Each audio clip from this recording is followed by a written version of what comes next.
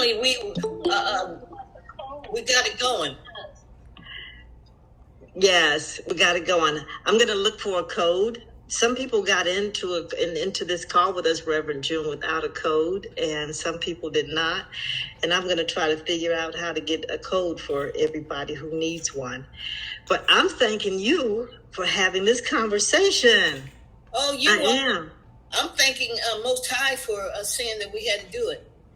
So we're always obedient. And as we say, obedience pays. So it does. Here we are being obedient. I am being introduced to new people as a result of you, and you're introduced to my godchildren who are handling this recording. We finna be famous, girl.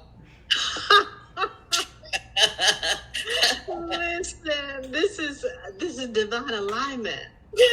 Yeah. I thought about this conversation. I was like, what is it that I'm going to ask the Reverend, the Oracle June, so that people who don't know you can familiarize themselves with you? I know when I first met you in Clubhouse, when I first saw you in the House of Ancient Magic, I was like, oh, there's another Oracle there. I'll just leave and, go over wherever, somewhere else. Because, a trifecta is fine. But I figured if the Oracle shows up, one is good enough. Somebody said, get back over here. And I was like, okay, I'm obedient. I went back in and I listened to you speak for yet a while. And it was... Lady Holly made it. It was eye-opening. It was eye-opening to hear the Reverend, the Oracle June Gatlin speak and know that this thing that we call ourselves oracles, Sybils, prophets, prophetesses, whatever it is, it's a real thing. So I'm going to ask you if you'll just give us some insight on who you are. Okay. I had to relax because I've had lots of interviews, but never interviewed by an oracle, a Sybil, a priestess, a prophetess, a seer, you. And I'm born a prophetic child, one who... Even with my relatives, my mother, my grandmother, granddaddy, and all them, and my great aunt especially, you were born with the veil. It's like, oh, okay. I had no idea what they were talking about, but I later experienced the evidence of what they spoke, and it means that I see. And I see because I breathe. So it's not like I have to have a rock or a sheet of paper or anything. People said, well, what do you read? I said, I can read your hair, your toenails. I said, whatever it is. I said, but what it is that I read really is your breathing. So I don't have to see you to do that, to impart information. And in the beginning, it was a heavy duty thing that I actually didn't want, and to allow the privilege of knowing that there was something different and unique about baby June, as I was referred to. I had what Black people can refer to some things called spells. It wasn't really spells. It was the unseen, the power that be having control over me, or control of me, over me, about me. And I would sleep every month for about a week, which was more than a notion, unable to walk, not wanting to speak or talk to anybody, only to lay on my bed, which no one was allowed to touch. Because when that happened, everything would be whirling, twirling, swirling, and everything. So I would spend time in the hospitals, but the doctors, the white doctors, could not find out they couldn't find anything wrong with me. So I had all sorts of things happening, buttons, tubes, just anything you could think of as being experimented on. And then it was a doctor from Jamaica, Dr. Willisey, who told them that I was a moon child, controlled by the forces of nature, energy, the universe. And that was some time ago when I was a youth, and now I'm a youthful elder and sharing time with Oracle Sybil and her children. So this moment was ordained because when we were talking a week ago, Most High, the Divine, said you and Oracle Sybil have to communicate, share together. And so what comes out is ordained. We haven't made any plans, but we're on Clubhouse, and I like Clubhouse. You know, House of Ancient Magic, and like listening to Oracle Sybil and King Los and Nim, as black people say Nim, so y'all know what I'm talking about when I say Nim. And so here we are. We just going with the flow, letting spirit have its way, doing as we do. And my godson, S-U-N, all of you children of the diaspora, all you first world ascendants who are men, are also sons, S-U-N-S. So my godson is handling the recording. And here we are. Mother Sybil, come on, girl. I see you moving and everything, but I can't hear you. I didn't tap my mic open. I tapped my mic open in Clubhouse because we're still there too. And so I just want to let everyone in Clubhouse know that there's a link at the top of the page that can take you into the Google Meet, where we're actually holding space with the Reverend Oracle June Gatlin. And she was just saying, this is a conversation that we didn't plan. Universe said, hey, have this conversation, and we are here. I did ask Lady Holly definitely to come and stand with me. Oh my God. And I said her name and I got the chills, y'all. Another benevolent oracle that we collided in that space called Clubhouse, and it's been love at first sound since I heard that voice. The majority of humans on Clubhouse don't personally know one another, but they are interpersonal, becoming connected, sharing that connectivity, which we all have, because we're children of the universe. And so we are connected.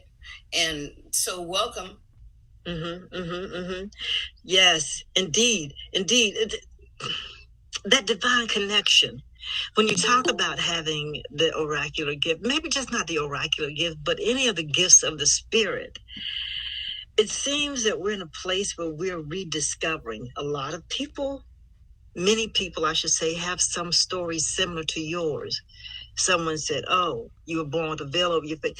I don't have those stories, because by the time I was born, my family was steeped in Christianity, steeped deeply in it. So the stories of a veil would have been like, I know. But I do specifically remember laying in the bedroom in that tar paper shack that I grew up in Chesapeake, Virginia, hearing my family, my parents sitting at the kitchen table one night next to the wood-burning stove. And they were going down the list of children and just really talking about each one of them individually. Well, this one is really good at that. And that one is, a great artist, or, so forth and so on. And when they got to me, I remember hearing them say that I was special. Okay. Of course, I didn't know what that meant, little girl. But when someone approached me on the street and they said, "Were you born with a veil over your face?" I said, "I don't know, but they told me, I heard actually, that I was special." When you came into the knowing of yourself, what was it about you that let you know, whether it was with hindsight, that there was something a little bit different about you? Well, thank you for that question. I never thought anything about it. It was more others who were uncomfortable. I was not referred to as special.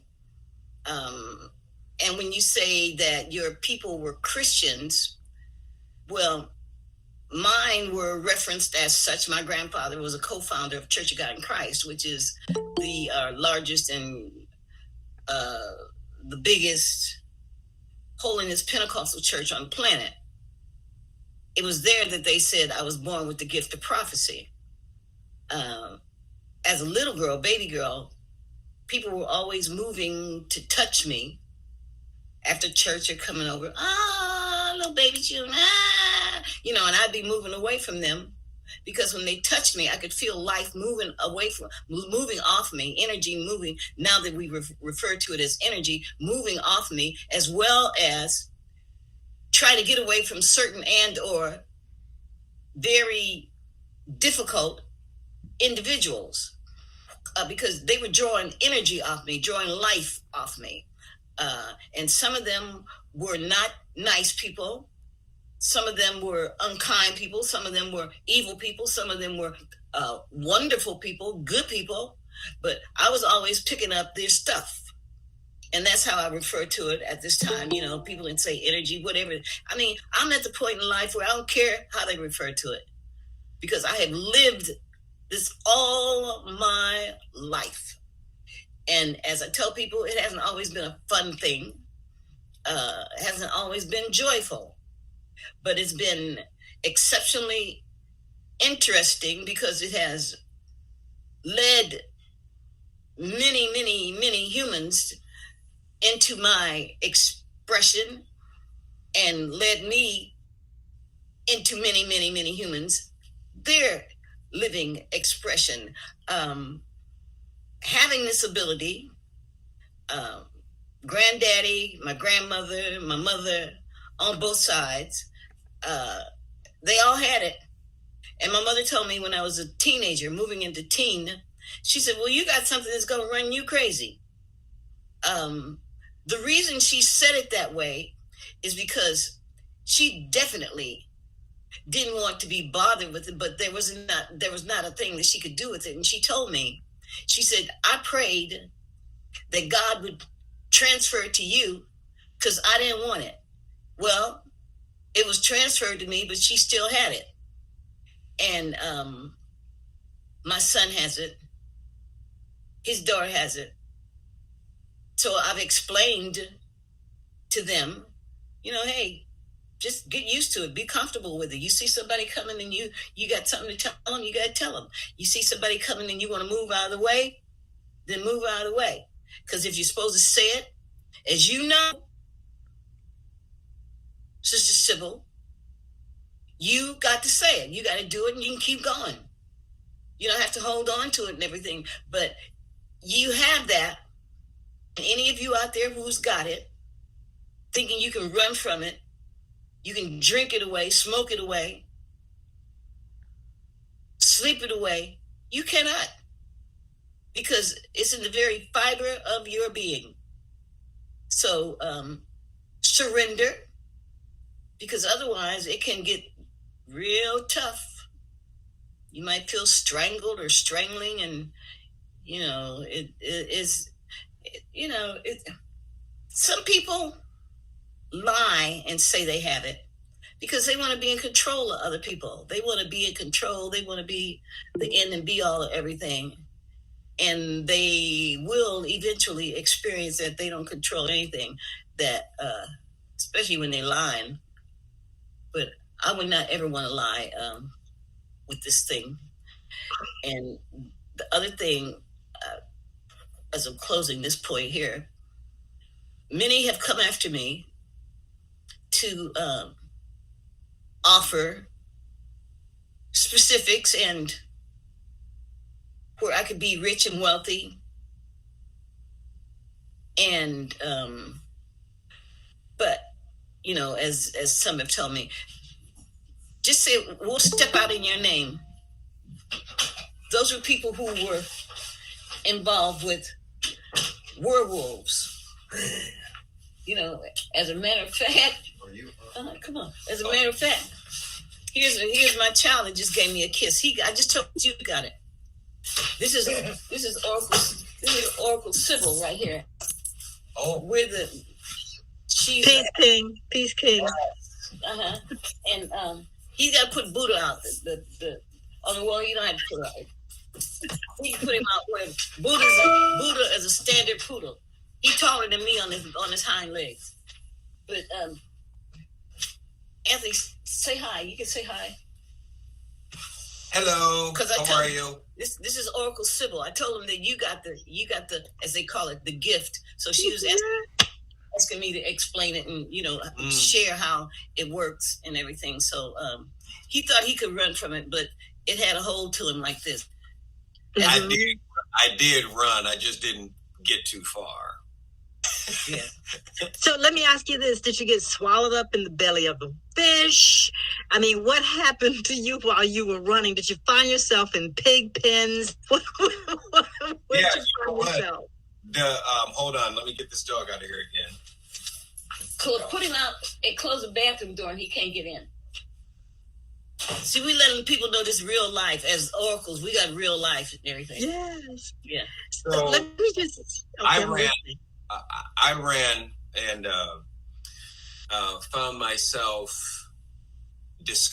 self-discovering an affliction that I believe and know I was born with, which is called alcoholism or drug addiction. And once in that belly, not her belly, but in that belly of that particular beast, there was moments of clarity. And once that moment of clarity was accepted by me, I have gradually come to, and meaning past tense now, come to a place of acceptance regarding the gift that I'm undivided from, which is the God gift. And there's nothing else but God, and God is a real power and a real entity, a real atom, a real energy, and it summons itself through the willing vessels. So just, I guess you can break it down to the smallest common denominator, which is the aliens known as humans. Particular ones are puppets, and so we're being tinkered with. So I don't do anything. God does what he wants to do. In other words, you let the spirit have its way. Yes. In short. Yeah. Yes. Now you have just confirmed an idea that I had years ago, because I made this observation. It seems like the alcoholics that I knew in my life were the most brilliant people on the face of the earth. Okay. And I'm like, what is this? I had 2 brothers-in-law specifically. These were some of the very few, and they were, much older than I, maybe at least by 10 years. Now, one probably by 20 years, or even more. These are the ones I could sit down and in moments of their sobriety have these conversations with. that I couldn't have with other people. And it was like, whoa, so is the alcohol abuse a coping mechanism? Is it now, I think, running from the gift? Is it, how would you characterize it, maybe outside of running? Well, I've come to, have a greater understanding regarding alcoholism. I believe that most human beings that are drinking into oblivion or drugging to get high are not. They're drugging to get higher, meaning to unknowingly, to reach another level of understanding regarding true self. And unfortunately, if they have what's known as the disposition called alcoholism, meaning if they're bodily and mentally different than their fellows, as my mother was teaching me way back in the late 70s, she was saying, you teetotaler, and you can't drink or use any drugs. Now, this is before heavy drinking or drugging. And baby boy. Yeah, of course I had to learn that on my own. But I believe most individuals that are called or claim themselves to be alcoholic get high, as myself, to reach a higher level of understanding, which you'll never reach because you're trying to reach that level of understanding through an artificial vehicle, which is drugs and alcohol. So now, once clarity is discovered and embraced, the level of high becomes on a different level. One second, I have to move my car for the doggy groomers. Oh, but thank you for giving us that moment. Hopefully he'll be back after he moves the car. Yeah, he'll be back. Interestingly, when I was 11, a lot of things happened when I was 11. I was shown him as an adult, and Spirit said, you'll have one child, a son until death, but you will be a mother to children of the world. And they showed him as he is now as an adult, looking at my body in a coffin. And he was leaning over and he had his had his chin, in his hands. And he said, oh, that's where she lived. So, and then, because you had to talk, Mother Sybil, but then with all the various experiences, and I was the first Black woman to perform in Caesar's Palace. And when I was on stage, I'm singing, but in this ear, in my right ear, I was hearing, under no circumstances can your son come to visit you in California in a car. He can come any other way, but not a car. He can come on a train, on a bus, on a plane. He can come on dog sled, but he cannot come in a car. He's going to be well known. The world will see his face. He will be seen by millions of people, and he will be a star in his own right. He will be a credit to his race. Call his grandmother and tell her. So around 7:30 Eastern Standard Time, Pittsburgh, I'm in Las Vegas. I called and Nana answered. I said, Nana, don't bring Anthony to visit me in California in a car. And she said, okay, June, I won't. Now, we had never discussed it or anything. And so, that was all I had to say. So I got off and, finished my time in Vegas. And I was coming to Los Angeles so I could see our relatives and then be on the way to Puerto Rico performing. When I got here, I called his father, and his father wasn't home. And so my next move was, call Pittsburgh. Now, logically, that really makes no sense, but I called Nana in Pittsburgh, and I said, Nana, I'm in Los Angeles. I called Delbert, but he's not home. And she said, June, we didn't come. okay. And I said, okay. I wasn't really dealing with anything except she said, June, we didn't come. I said, but I'm here. I said, where's She said, June, we didn't come. Delbert's in Flagstaff, Arizona, claiming the remains of the 6 who did come. They were killed in a fiery car accident. His relatives. And Delbert had to go there to claim, to identify the bodies and everything. And I was like, oh. And in that instant, I said to myself, within my heart and soul, no one can take care of my son like I can. So I will not be performing again. And we never, his grandmother, his father, we never ever discussed it. But the reality is, they never ever told me, nobody ever told me that they were going to come to California, come take a trip to California. So that may be why Nana said, okay, June, I won't. And to this day, his Pittsburgh relatives are afraid of June, because June knew, or in some way or another, maybe trying to blame me, but June knew that their relatives would die in a car accident. I didn't know that. I just adhered and was obedient. And that's why I tell people, obedience pays. You must be obedient, and obey what the divine tells you. As I know you know that, Mother Sybil, you know that. Yes. Now, what you just said reflected something that I said earlier in the clubhouse room, is that people will ask you questions like, oh, well, how did you know? Well, I didn't know. I just said.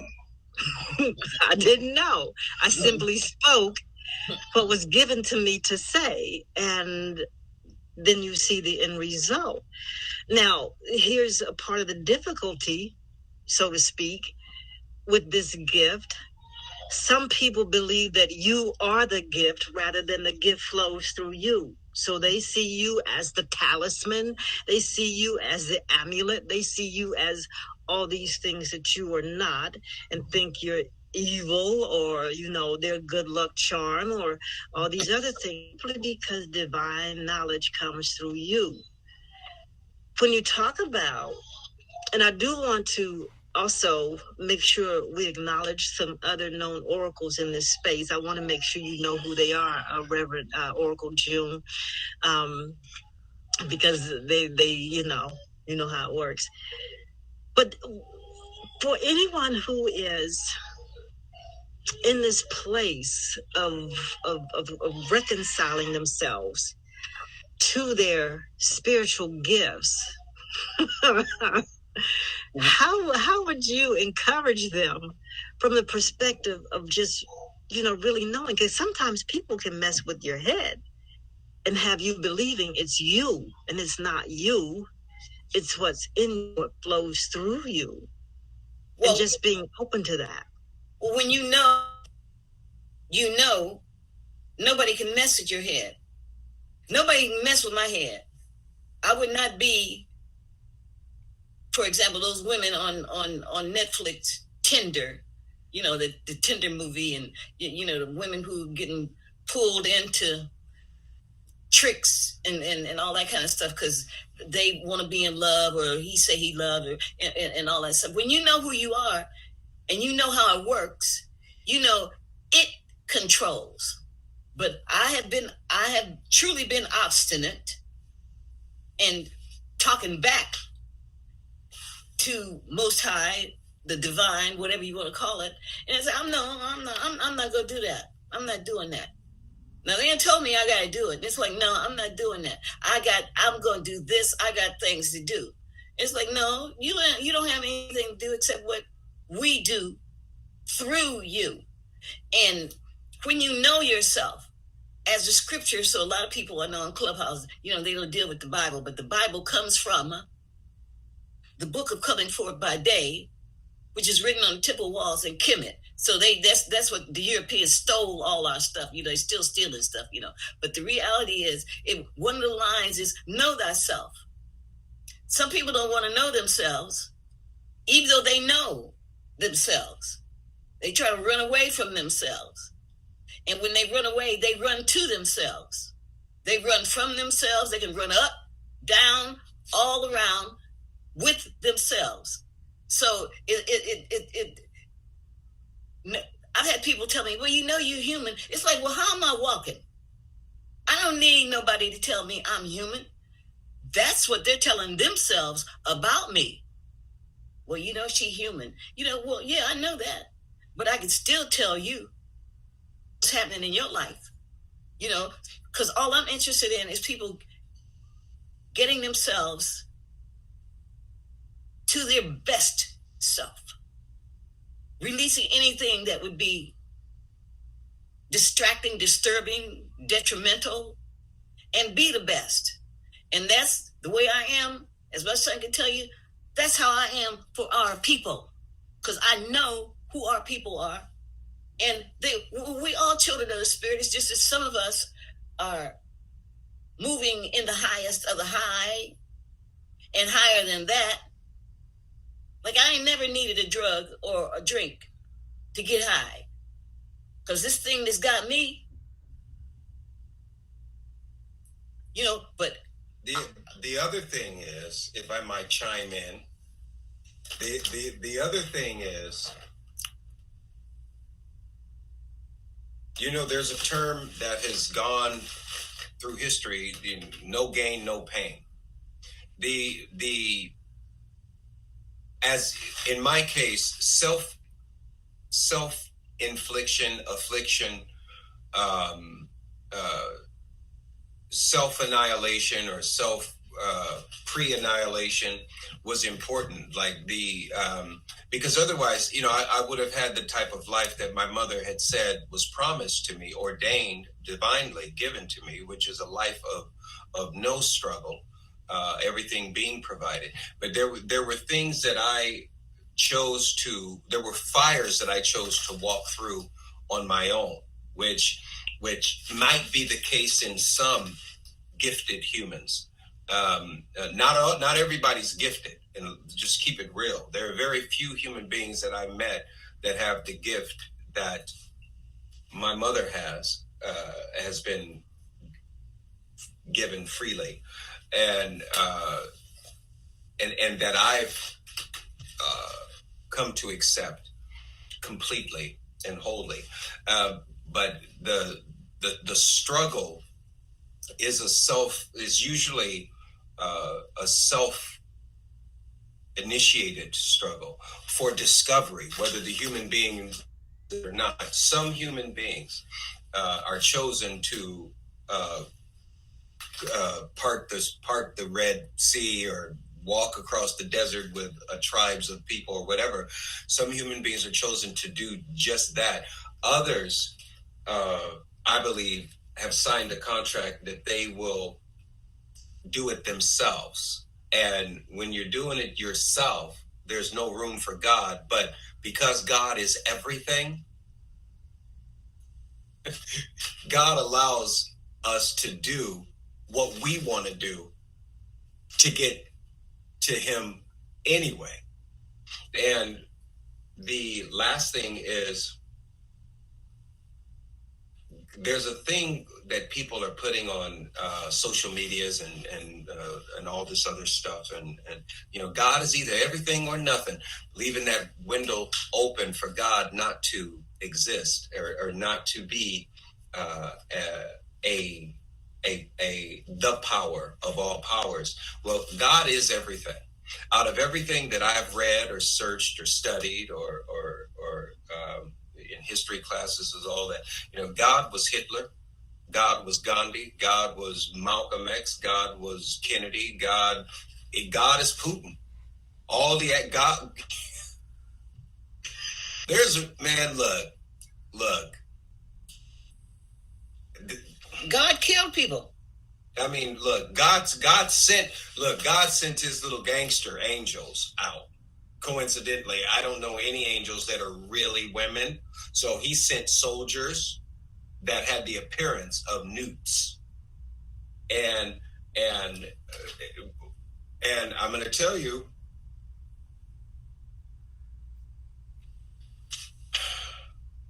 my God, for me, there's an understanding that I've had before I was brought here through my mom, and I got it after meditation, where I'm sitting down at this table, and behind me is this figure. You can't really make it out, but it's a powerful voice, a powerful figure, and it says, "Look, I got two contracts here. One is William, another one is Anthony. I want you to read them over. I'm going to go have a sandwich, and I'll be right back. Just read them over. Take your time. I'll be back in a minute." So he leaves. I'm reading them over. Anthony says, the contract Anthony says, we'll be born through June, and we'll do this and do that. We'll do drugs, go to jail. We'll sleep in alleys, and oh, there's a Rodney King's ride that I experienced. That sounds fun. Cars will be exploding. Prison. Oh, he goes to prison too. Oh, he gets sober, gets clean and sober, and ... And then the other one said, "We'll be born to the wealthy family of John and Elvin Doringo in England, and we'll have everything he wants, and we'll experience very little of the world because he will be sheltered." And blah, blah, blah. So by the time he came back and said, "Okay, did you make a choice? Because it's almost time for you to go. It's almost 11:11. And you got it. February 29th is the date we're going to bring you here. So which one did you choose?" Well, I take Anthony. Okay. Woo! So I believe that I read everything that's happened because it's happened and I'm still here. And I also know that I wouldn't sign anything because of being to thine own self knowing true. I know I didn't sign something that says, oh, and he dies by way of a human created disease called COVID. I wouldn't sign that. I would sign something where it says lives to be 133 years of age, sees everything. That's what I believe. So from A to Z, God is everything. So I think when we become in acceptance of that, then self-discovery is revealed, and we are moving to an easier place of acceptance. That's why it says, to thine own self be true. And when they said what he was going to do, so he became actor, TV, movies, the whole thing. Because that's, and it wasn't so much that I was living in the, because when he was out there, they would wake me in the morning, get up, go get your son. I would adhere,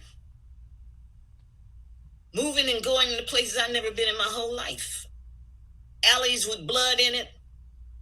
Stop that person. And people would tell me, you don't want to talk to him because he murdered somebody.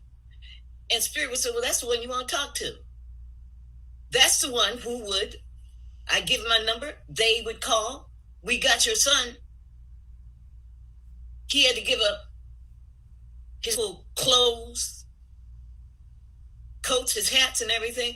I'm not giving him that. I said, give it to him. But the reality is he's here. He's done. And now yet, because he knows that he can't run, because there's people here that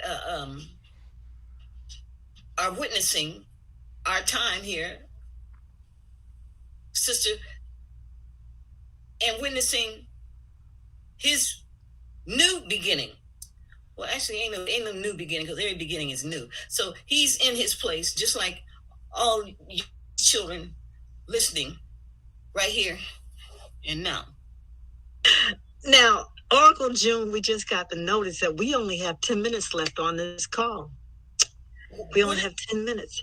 What does that mean, Well, you Shannon? know, We can just reset it. We can just reset the room. That's all we gotta do. Okay.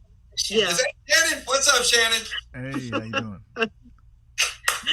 yeah. I wanted to make sure we were all aware, Shannon. Thank you for that, because first of all, Oracle June has not met Lady Howard. She hasn't connected yet to Tracy, Melanated Oracles.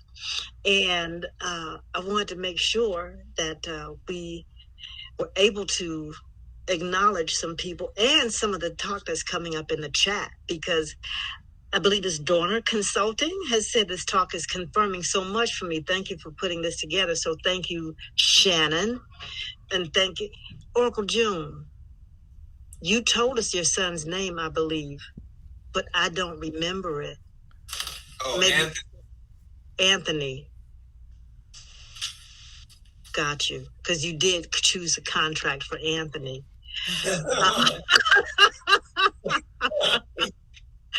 But I mean, and we didn't expect Anthony to be here, but you said let's spearhead his way. I didn't expect to be here. I was all the way in Marina Del Rey, California, and someone said, "Up, go see your mom," and here I came. Now, I just want to say this real quick, because Anthony, you piqued some things from me. Okay, in Oracle June, you said, I never had a desire to get high. I never had a desire to get high, but I got high one time. And it was at the behest of my then boyfriend. I was 17 years old. Wow. And he came to me one day with a little piece of paper that had a blue dragon on it. Okay? Yeah, let's see. His mic is open. I'm not sure. Shannon may have to close that mic because I think he's the administrator. He got it. But thank you. But he came to me with a little piece of paper that had a blue dragon on it. No bigger than the tip of my finger, Anthony. You know what I'm talking about. Yes. And he tore it in half and he said, chew this. Oh. And I did. I ate the piece of paper and we went upstairs and I said, leave me alone. I want to go through it. He would not leave me alone. And that night the veil was pulled and I saw behind the veil these beings that many people don't believe exist. I have seen them. Okay. I have seen them. And yet one of these same alcoholic brothers that I said, hey, you know, he's really intelligent. I was calling him. They told me about it after the fact. You said somebody was trying to get you. They were trying to kill, but you wouldn't tell us where you were. You wouldn't tell. No, it was a whole thing. And so after that, me and any kind of psychotropic, there was another 20 years before I tried to take a toke. But many of us have had an experience that has opened us up, whether it's chemically or otherwise, whether even if it's not chemically, we've seen behind the veil, whether it's through dreams, through astral experiences, through visions, we have seen. And for some of us, it has been terrifying, kind of like all these, you know, beasts in the book of Revelation. It's like, it will strike terror in your heart. And so people who haven't had an experience, when you start talking about some of the things that Anthony talked about, it's like, oh, Lord, I don't know if I need to listen to him, right? But someone who's had the experience is like, wait a minute, let me listen. Let me listen. We can reset the room and start it up. The Sybil can give the link. Yes. And what I will do is I will... Say that again? We just stay where? I think Shannon has to create a new link. If he's going to send it to my email, I will. Actually, I don't know if he can create a link and post it here in the chat before we close this room, so we can just click that link and go. And I will put it in. No, I'll just close the room in Clubhouse. Oh, he said that. No, I'll post it in Clubhouse too. Let them do it. Yes, I'll put it in Clubhouse as well. Let me get it on here. So we can continue the conversation. Because I think it's now getting juicy. It's been Yeah, it's juicy gonna all be the time. the same link, Shannon. It's in so we It can. should be. He said it should be. Oh, Okay. Hello. See you guys in a second. Yeah. Alrighty. I'm gonna end it and I'll kick it back in. Okay. Oh, okay. Okay. Thanks, guys. This mistake of having Clubhouse turn into Google Meet turned into something real lit. I think that people are gonna start doing this a lot more now. Then that means Spirit knew what he's doing. No, you know what, Shannon? My intent, believe it or not, when the Spirit told me to come over here, my first thought was, I should have because I always carry my camera with me now. I should have had my camera so I can start filming my mom's story because she's going. We're going to do her. We're in the process of doing her. We're going to do her story on video, and of course you're top instrumental in the completion and doing of this. But that TV show thing you mentioned, we have to talk. Awesome. Yeah. Well, Reverend June is a multi-season Netflix movie, so thankfully I get to utilize. Yeah. So if you guys, hopefully you guys can follow her, look at her website and go to her YouTube and like and subscribe. But she's got more stories from about everybody that you can imagine, from Minister Farrakhan to me asking her if she went on Soul Train or not. So, Yeah, we didn't dance, but we were there because Anthony did. Anthony was with everybody, from the minister. Love you guys. I gotta go. See Shannon, I love you, brother. Okay, you gotta let me know about riding. Dorothy, Darlene, Natasha, Pisces, Rise, and Leo. Love you guys. Bye, Anthony. Love you. Hi. Tell me about riding with Reverend Ike later, okay? I need to know about riding in the Rolls Royce. Oh, geez. Well, and I would have to tell you about. I'd have to tell you about James Cagney and. Yeah. Okay. I got you. Please, Anthony had to go. So tell Mother Sybil bye. Mother Sybil, love you. Love you. I was thinking we had a different link. Forgive me for being slow, y'all. You were slow. These children, these Clubhouse children, were on there before us. This second time. What is that? Okay, real quick. Not promoting another company or anything, but this right here. Wait, where's it? Oh, this right here. Every day I've been taking this. Incredible. Very nasty, but very healthy. Oh, I'm Love sure. you. Thank you, Anthony. Thank you, Anthony. Thank you. See you in a minute. Okay, I'll see you in a minute. Don't let Buddha in. He can stay out there. Okay. Oh my goodness, this is beautiful. You all click the link at the top of the page. This is Oracle June. Thank you for sharing Anthony with us. Thank you for allowing us to have that experience. Well, the thing about it is, I said, wow, this would be good for Anthony sitting here. We call him Ant. For Anthony sitting here, and then in he walks. Because I heard Buddha running, and it's like, okay, that means it's Anthony's here, and there he is, and sharing on Clubhouse and sharing here with us. I mean, he did. When Most High said he would be seen by millions and millions of people. Matter of fact, Snoop, Kevin, what's Kevin's last name? The Kevin Hart. Yeah, Kevin Hart. And the Wayans brother there was a comedy thing on not too long ago, and they portrayed Anthony and Todd and Gary on different strokes with the same clothes, everything. They did their whole different strokes show, and it's like, oh wow, that's pretty good to have Snoop portraying Anthony. That's powerful.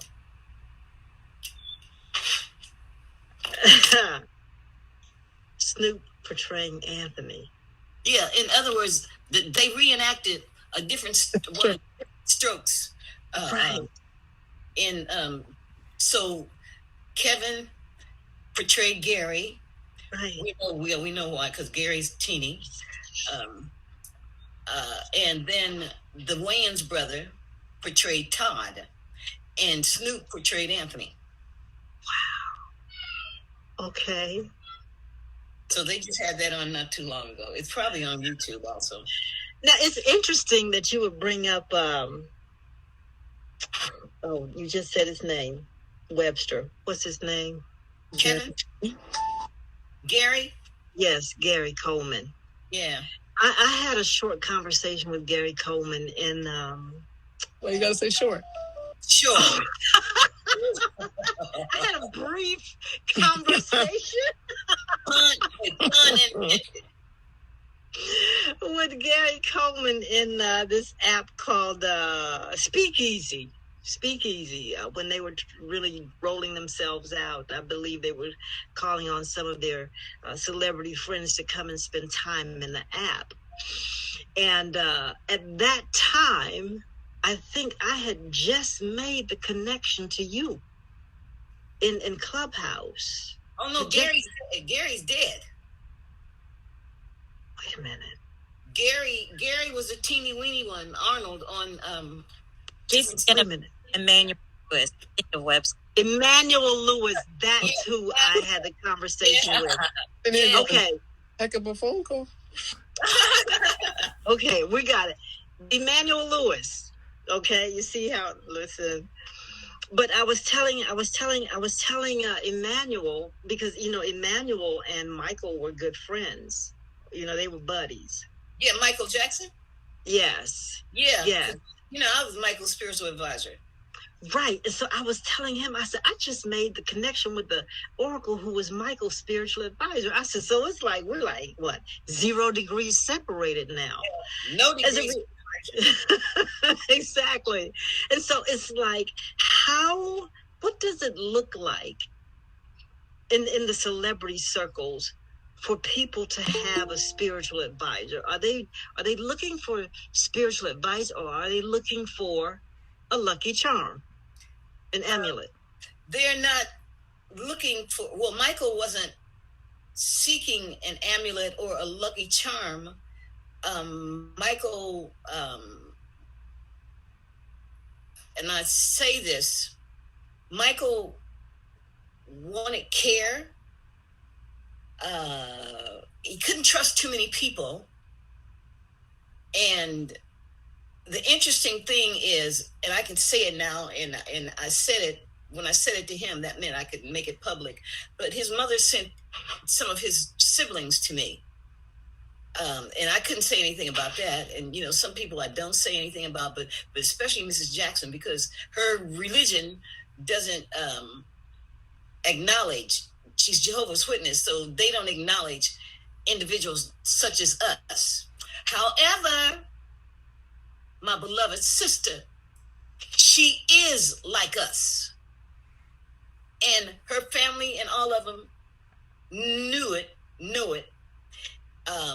But Michael required care. He had a lot of fake humans around him.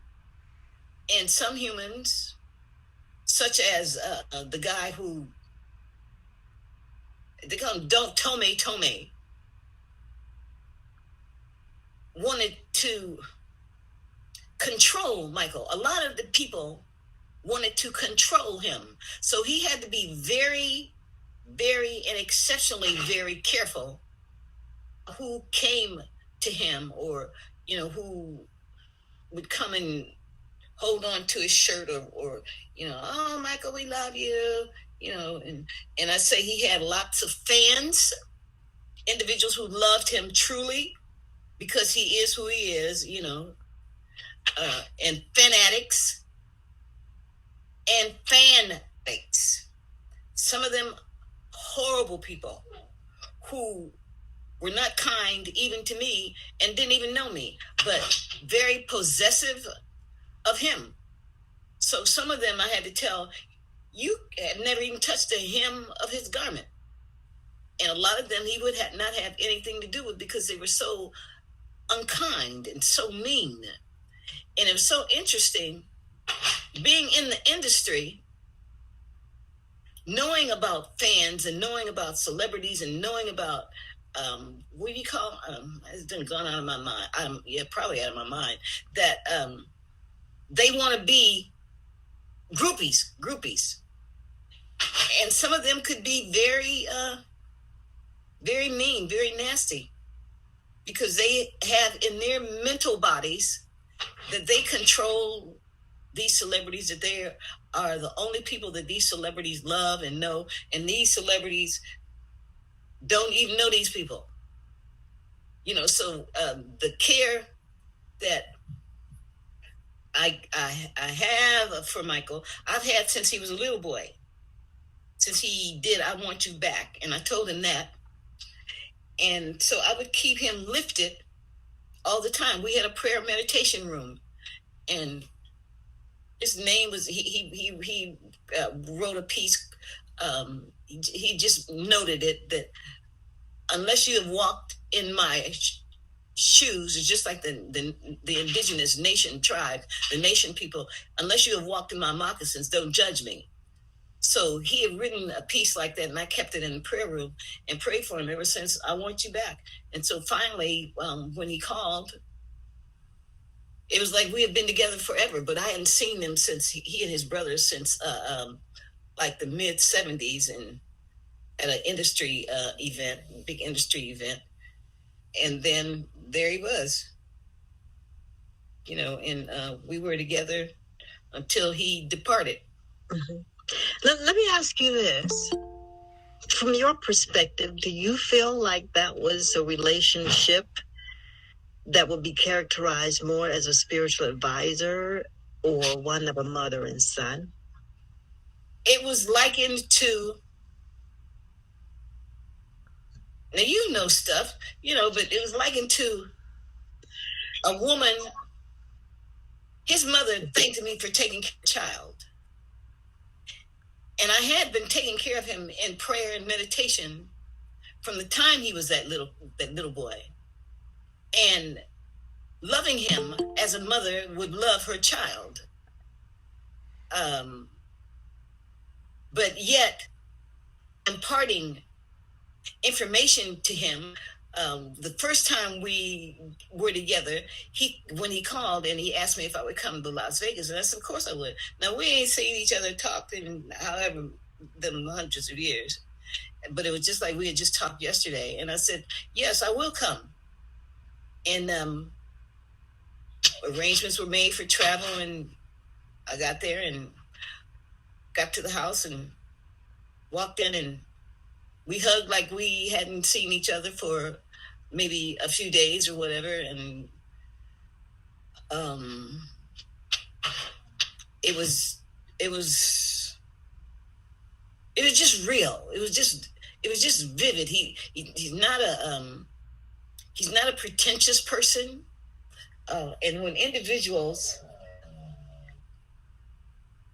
even these children who are with us today, you have to be very careful, because when you have individuals who are jealous and negative and nasty and ugly and all that, they will just make up stuff about you.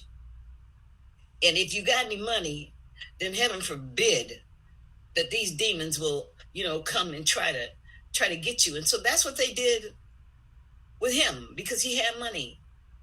Michael loved children. I also love children. And as I've been interviewed, and I said, we have some of the same toys. We have an alien toy, a little alien being. It's the same being. He got it, I got it. And the reason he was with children is because he's safer with children. And I love children, but he's definitely not a pedophile. And then when individuals raged on him and ragged on him about his changing his skin color, well, they, anything Michael did was cool, the moonwalk, the whole thing. Well, he started with those two Band-Aids around his fingers. The reason he had those is because vitiligo was beginning to take its toll on his body. And it started there, so he put those on there because he didn't want the color change to be evident. Then it was a big blotch on his back. So I told people, I said, no, he wasn't trying to be white. He had the funds, the money to escalate the process and become all one shade rather than a spotted human being. Mm-hmm. Mm-hmm. Because they would have worn him into the grave before he went into the mausoleum. People can become so mean and evil out of jealousy and hostility. So he was able to escalate the process. It's just like people when they want to lose weight or rid their body of excess weight, they can go and pay to have a lap band or a sleeve or lipo or whatever. And then the day before you was 900 pounds. Today you 150. So people can take care of themselves the way they take care of themselves. And he was a very generous, very loving and kind person. Now, the idea of having that depth of love for another human being is not a blood-born son or daughter. It's something that many of us experience. Lady Holly's ministry is with men, okay? and a big part of my ministry is with men, okay? The other day I was listening to a conversation, an interview. Yes, an interview, because I want to bring her into this conversation with, it was a podcast called The Pivot, and they were interviewing Michael Beasley, an ex-NBA player. And I had never heard of this man before this day. But when I heard this interview, I promise you, I don't watch anything, y'all. I watch my phone screen in Clubhouse, that's it. But somebody in Clubhouse had posted a link to this interview, and I sat there watching it because they were talking about men's mental health. And if you start talking about the Kings, I tune in. And I listened to this man, and I felt his frustration because he was crying out for help and nobody was hearing him. And my mother's heart just started aching and breaking for this king. And I'm like, oh, I wish I could get my hands on him. But in that same moment, he talked about how people had taken advantage of him. So everybody except his children were stealing from him, to his financial advisor, accountant, mother, you name it. They were stealing from him. And as I heard you talk about, how people wanted to get their hands on Michael, it's like, yeah, everybody has an angle. So even as, we'll call it a healer in this moment, with an oracular gift, it's like you're put in a position where it's like, no, I can't be seen as one of them. And even if it's not somebody looking at me like, oh, she just wants to get next to whoever for the money, then the other thing is, oh, she's a cougar, right? She's a cougar. And I'm like, you don't understand. It does not matter. But Lady Holly, can I ask you to come in this conversation with us and talk about your experience with the Michaels, the men in your life who you have been there for. Well, they vary, and for me, it's whether it's been NBA, whether it's been television, being in the industry for quite some time, it was naturally those things. Growing up, of course, from being from California, moving to New York, I got all my buddies from both sides of the coast. And then once I finished with the FAME school and came back for my undergrad, I've always been in that industry. So then when I got my calling, let's be clear, when I answered the calling, not when I got the call, because that doorbell is two totally different moments. Talking about running. Excuse me, Miss Holly, 1 second, because the music, if we put this on YouTube, I just don't want to get copyright strike. You gotta be. I will definitely turn it down. You know, the frequency is always going to be me, so I will turn it down for that purpose. Yes, yes, yes. But yes, so the hearing the calling, having people come up to you and prophesize over you, or knowing that it's there, or understanding it, and having a family that was, thank God, receptive to it because they had it, right? So they generationally, it was something that I think my abuela was looking for to see if I had it, or my grandfather, that kind of thing. So when you talk about God Kings, or you talk about that level of me being, when somebody did recently, Starlight did he was doing his studies, and so I was like, yeah, use me, because I'm not very big on people just reading me, but for his purposes, it was important. And so comedically, when you look at lineage wise, who I represented or who up as, it was you kind of make the connection, and it's always been that way. So I've always been able to speak to God Kings, and so that's never been anything that was foreign to me. So when you are in, and so the babies, the young people, and the God Kings, and so when you are with that level of care, because we talk about safe space on Clubhouse, and from a Clubhouse perspective, you don't understand the peace as a priestess and as a oracle. Like I don't like I didn't like the title for many years because of the work with Queen of Fu, and like that whole. I was like oracle. I was like Sybil. I'm gonna stay in my brand. I'm gonna stay in my name, because people didn't understand it, and so that whole Christ consciousness. But for me, I think when you question it, it is all about providing that level of peace. It is all, spiritual baths are all about a level of consciousness. Shamanic breath work is all about stepping into this embodiment of an inner standing of who they are. Once they know that you see and hear them and don't want anything from them. Because I don't get the victory is not in the any sort of monetary anything. It is absolutely the abundance of the love, right? So the love that I get to pour out, and then you get to the babies, right? So then the babies come. So I always got babies. So I have 5 of my own. I got 5 grandkids. I'm always around young people and the children. And as a doula midwife, I deliver the babies. So then you catch the babies. I deliver 2 of my own babies, and I can walk up to people and tell you what you're going to have if I'm in that moment. And people sometimes don't hear what I say. As I told you, I said I'm gracefully stepping over this hurdle of you guys calling me the elder, right? Or the young people calling me the elder, and I was like, I'm not there yet. There's a whole generation that's above me, and I'm gonna introduce you to who they gonna be.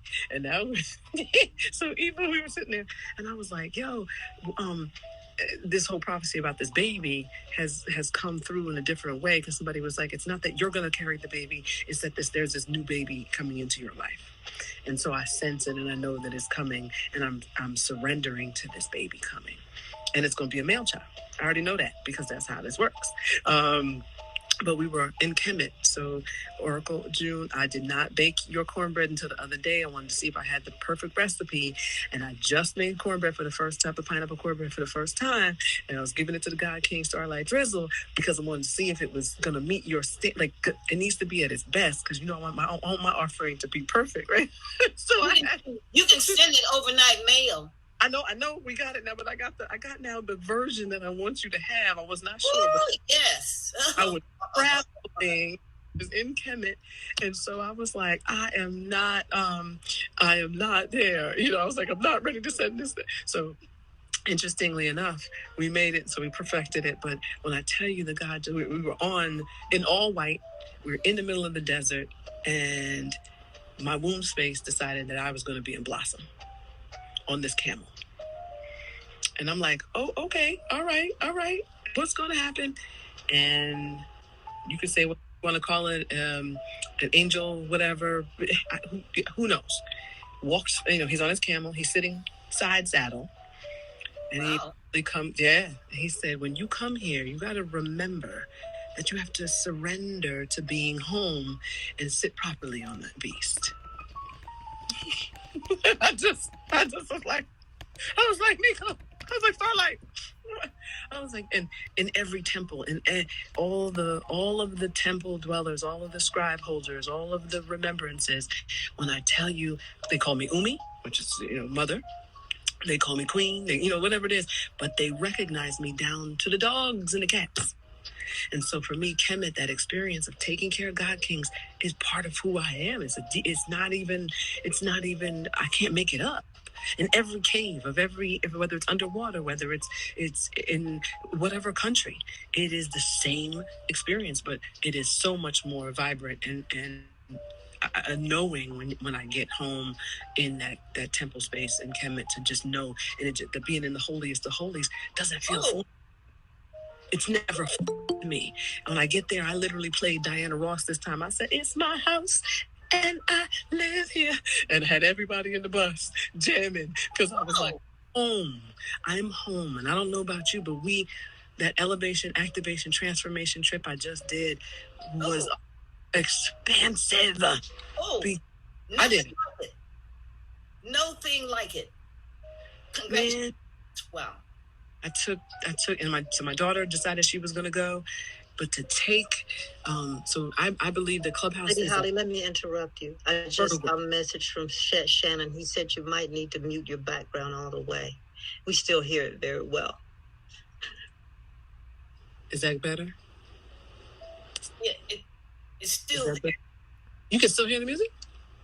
Yes. You have some good stuff over there, Lady Holly.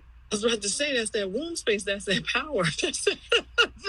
Lucia tried to go touch me. She was like, I can't mess with you. She could not do a Dow pelvic moment on me, as charged as I was in Egypt. Like, that's that powerful kind of supernatural, if you want to call it that, but that's that inner standing of knowing that you're on assignment and alignment, stepping into that, how I'm going to, touch and guide, and to get those downloads and to do those prayers for people. That was that moment. And that's really interesting that you're hearing background, because it's telling me it's off, which is, I hope, is what it's doing. And so I hope that's it's working better. It's off now. Okay. I was like, wait, because I'm trying to multitask. But that is that knowing, and I'm even when you called and as people have kind of downloaded, meeting people in Clubhouse and then taking them off to have a 3 experience, so we can really, really understand, because this is the work of laying these lines so we can heal this world. Like, if I were to die tomorrow, I'm okay. I'm good, because I know the work that we put in. The world, make it a better place. You and for me and the entire human race. There are people dying. What? You don't have to even today. What? So that's for me. That's the why this conversation is relevant. That's the why I need the young people to have a modicum of just a rice grain of grace and patience, to sit down at someone's feet, to hear the stories, so that you understand, because we didn't build you for it tough. I'm sorry we gave you McDonald's and Burger King, because we didn't build you for it tough, because we wanted you to have better than we had. But hey, baby, you can't get better than I had. Because the amount of knowledge that we have about just about even a thing. When Anthony said COVID, it was like, COVID what? We laugh.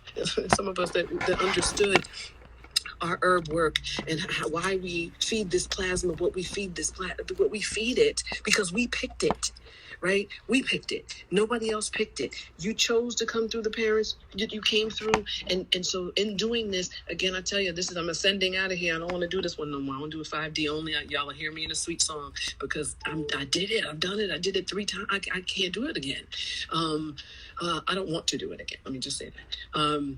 But for me, it is that understanding and overstanding that you guys have to, and I'm so glad for Clubhouse, sit at the feet of the elders to hear the story, to learn the lesson, and then to apply the knowledge. And then in 3D, the reason why I show up is to make sure that you're doing the damn work. If you say you're going to do it, do it. Don't play with me. I don't have time to sit here. And as Dominica, our love muffin in Australia will tell you, I thought it was a circle jerk. She said it was a wanker fest.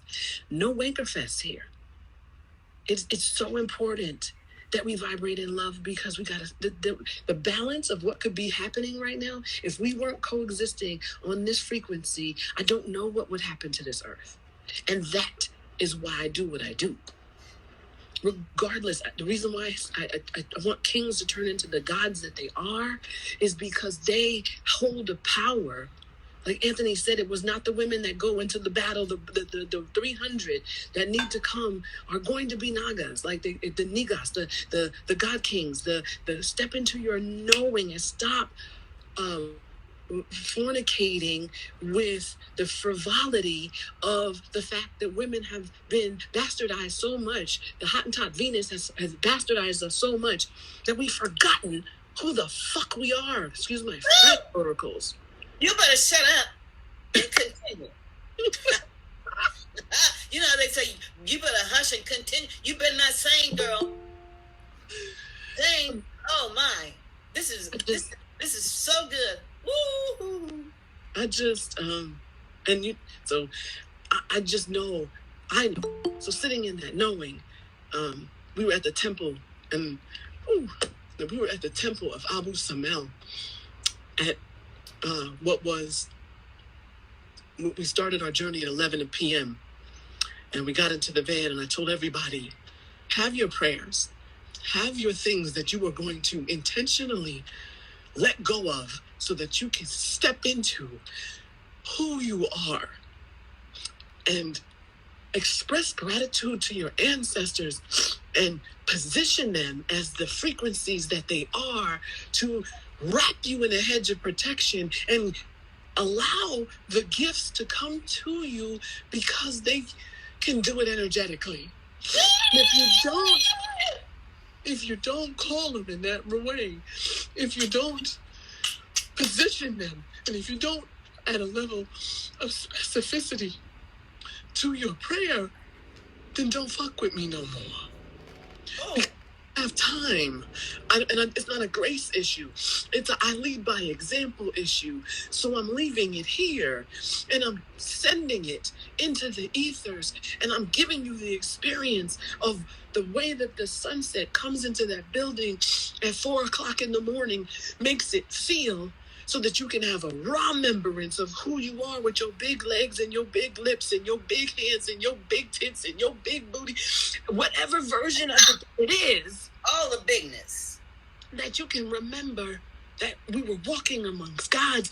That whole idea is that we all had, that we were living in the land of milk and honey. You can't take the rocks, because the rock potentially is an artifact, because you had, and I had, you had, and my friends had, we had.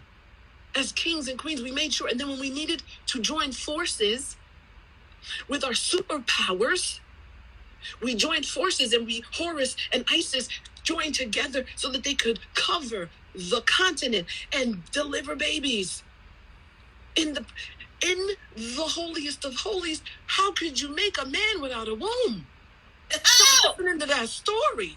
They stealing women trying to get wombs now, honey. Amen. Melanin is $723 an ounce. So if you ever deny what this is right here, what the science that is just running through your veins effervescently, it is the alchemy that is inside of me that makes me passionate about what we do. Oh, just let me say this.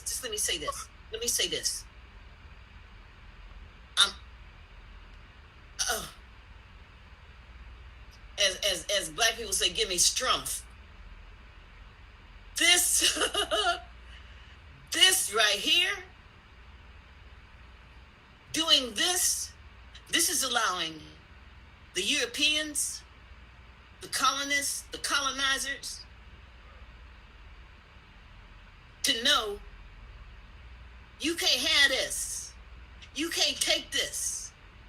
Because what you're describing and defining is forever. It's been there. It's our first world ascendancy. It's ours. And we have to reveal it. We have to tell it. We have to walk it. We have to talk it. We have to sing it. We have to shout it. We be it. And so, even they talking about critical race theory, they ain't got to be concerned about that, because we are that. We are critical. We are allowing them to know that actually we more than theories. We be the damn thing. Oh, actually, no, not the damn thing. We be the damning thing. See, no, come on now. Don't fall out, girl, because I got to get my cornbread. But the reality is, you teaching right here, and this is who we are. This is what we're doing. This is what we must do. This is what I've been waiting for I don't know how long. 12 sisters. Come on now. Hello. We are the answers, honey. Oh, you just, my whole body. We are the answers. I know, but you know how long it took to figure that out? Like, so I'm just saying to these young ones, understand. Fire. Some sort of altercation. Wait, because we're on fire, baby. We are the fire. Yeah. I'm about to say, they coming. Everything works perfectly for us. When you recognize, then you know there is really no action. That part. Ain't no interruptions. That part. And when I tell you, honey, the young people said to me, how we can't do it. I don't have enough. I was like, if you don't get out of that lack mentality and step into the fact that manifestation, whether you do it through orgasm or whether you do it through touching and agreeing with someone and or just having a mustard seed of faith in this moment to just let it go. Because I don't want to hear about why or what. Let all of that go. And people, I want $1 million. No, do not cap. Do not cap the universe.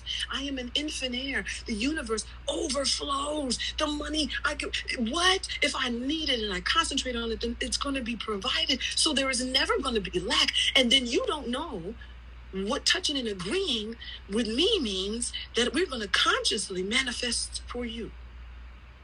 Like, let's be clear. So there's some stuff in the stories or in the records, when we look at it, when we read it.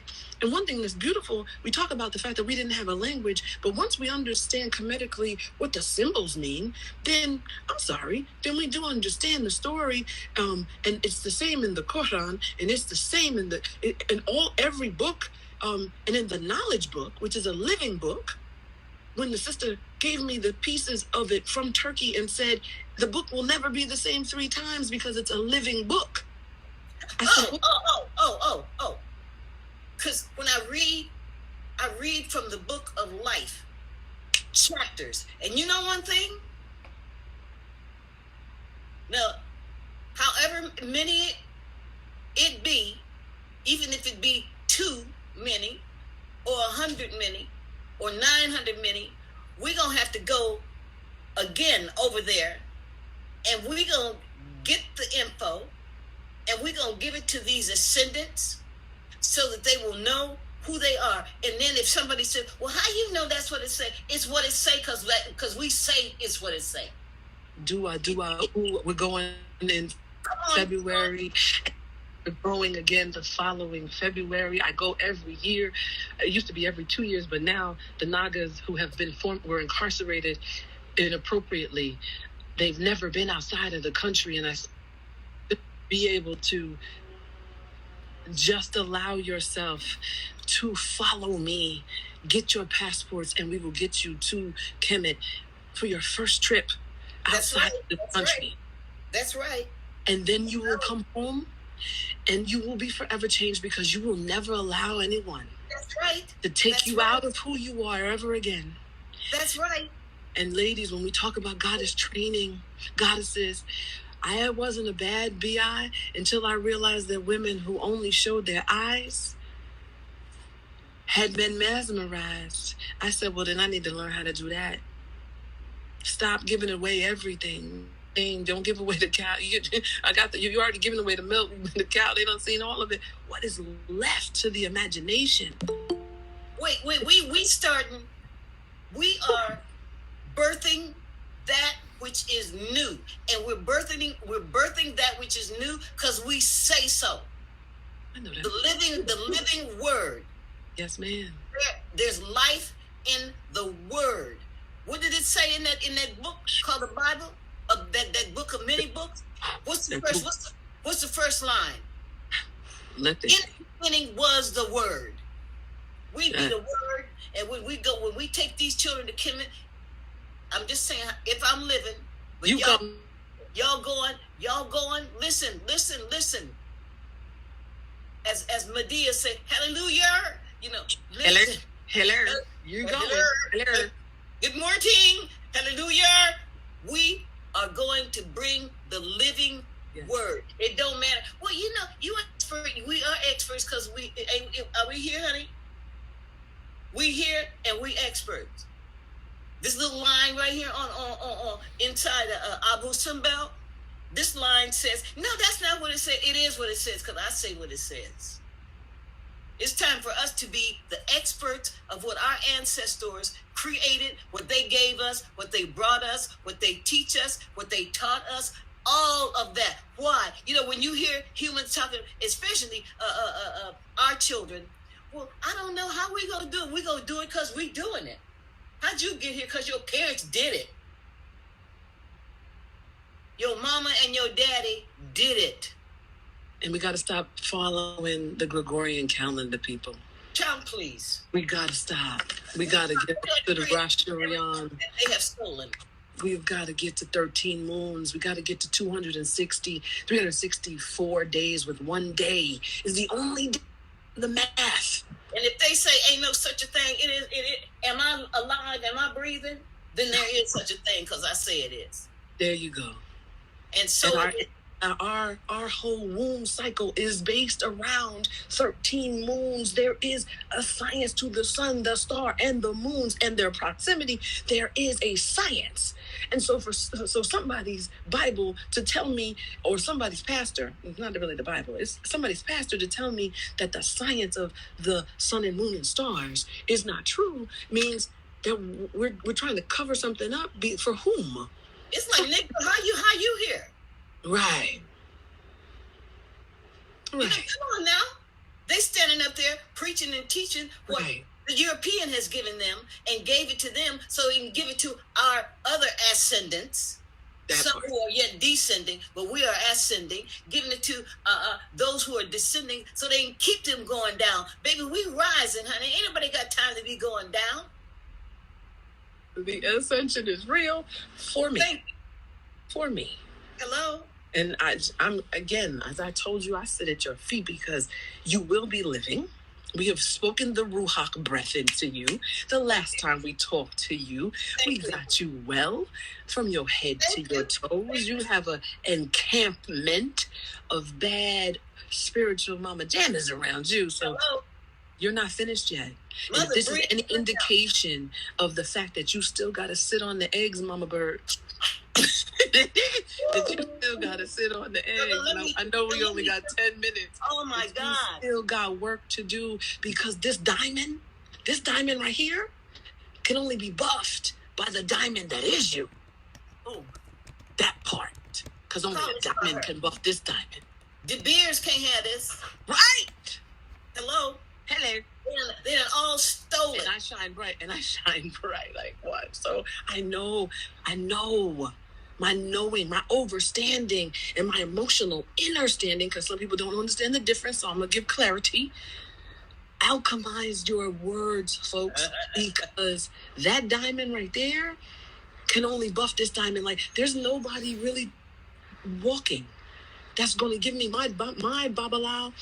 So all of my spiritual leaders, all of my, you talk about entertainment, or all my people that have entertainers, I want to say Bill and Jada have like 6 to 7 people who encamp with them. Where's the ashwagandha reading when he was slapping people the other day? But I digress. What I'm saying to you is, when you take care of when you put somebody's soul, we're not messing with just minds. we got people's souls. That's The right. Ruach breath of clarity, the touch the hem of my garment moment is because there is cover my head because I don't have the time to recalibrate every time somebody comes in my field of consciousness. See, we just starting. We just starting. And this complete numerical value, as I done jumped into your offering, today is a 1. Today is a 1, a number of beginning. Can I tell people there are no new beginning? And this is a new beginning. It's a new beginning. I said, baby, every beginning is new. You ain't never had it before. We are in this beginning. These children who are with us today, goddesses and sons, SUNS, we are ascendants. We are first world. Y'all got work to do.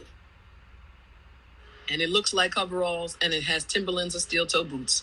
And so if you're afraid of some work, step aside because there's somebody else ready to go. I like people who are ready to go. Thank you. We ready to go, baby. Right. That part. Hello. We ready to go. We finna to leave here. We finna go. Where is Mother Sister Sybil? You see what they have given us? What they are giving? We just getting started. Listen, I'm over here, first of all, having church. I'm over here saying hallelujah, okay? I'm over here, hands up in the air. And I'm like, them feet right there is the feet that I know I must sit, at which I must sit. Wait. Them ones right there. Come on. Them ones doing the dance. Don't make me start shouting. Them ones doing the dance right now. Oh, because, my. you know, the idea, Oracle Green Bay, we are in the Google Meet. Come on over here with Oracle June Gatlin, the Reverend Oracle June Gatlin. Y'all tap the link. To know that there are things that I must receive from those who have walked this path before me. And there are things that I must transmit to those who come behind me, suggests that there has to be a continuation in this thing. And as much as I might get, things from the oracular and the ethers and all that kind of stuff, sometimes I don't necessarily learn grace and dignity until I sit at the feet of an Oracle June Gatlin or a Queen Afua. I mean, dignified women who have walked this walk and can show me how to sit erect, and who can show me how silence is a superpower, and who can show me things that, I just have to learn experientially and be able to touch the hem of your garment. Being her Royal Highnesses. That's who y'all are. Her Royal Highness. Come on now. I mean, put it in front of your name wherever you are. It's HRH. Yes, Her Royal Highness. Well, that's about for Queen. Ain't nobody think, what Queen, baby? Ain't nobody queens but us. Ain't nobody think about where is it in Britain? She's still living? Girl, is she? She can't go. Well, she can't go till I write my letter and tell her she better apologize and do right by all these people that she done stolen from and everything else sitting up there. They're royal. We don't do this. I said, baby, did she start? Get to writing. I think they hold on by a thread. He's holding her up by a pole. It's like, baby, did she start? Did she pass gas? No, they said she had COVID, so she was missing for a while, and then they said she had COVID. And when she had sex, did she go, ooh, ah, ooh, ooh? She do I don't think she did. Did you see her face? Her face is still strained up. So I don't think she let out no noise. No, this is probably her double by now. Yeah. Yeah. Feel it. It's like, child, come on now. Yeah, I got to write that letter because it's been on me for, I don't know, maybe 100 years. This particular call is going to end in a couple of minutes. I'm not sure exactly how many, but I think he extended it. He did say that. But I do want to talk about this idea of us sitting at the feet, creating these temples, creating these mystery schools, creating these, because people talk about lineage. When they talk about lineage, I'm sitting there like, but I know I have lineage. It's just not. I can't claim an Iya. I can't claim an Oshun or Orisha or anybody. My lineage is Hebrew, okay? I told people long before I had heard stuff about it, lineage. Hey, I know I'm a Levite. I know it. Oracle June, when you were talking earlier about something you were talking about, it reminded me of the fact that my family, and I think Dorothy was kind of resonating with this. My father's name is on a cornerstone. At a church. My grandfather's name is on a cornerstone. Okay? That's my daddy's daddy. And you know what they say about that cornerstone, right? What did they say? Without that, it has become the head of the church, of the building. Okay. You can't erect the rest of it without having that original cornerstone. Now exactly. Now, sister, mother, teacher, instructor Holly has seen them stones in Kemet where they are holding up certain buildings, and they don't have no. They got a curve. It ain't got no sharp point where you put them together. It's there and it's curved. Can a European make that? I don't think so. No, ma'am. They tried, and then they couldn't even have the courage to finish the stories in the wall, so they just left the cartouches blank. And it's like, wow. So because y'all got to finish the story.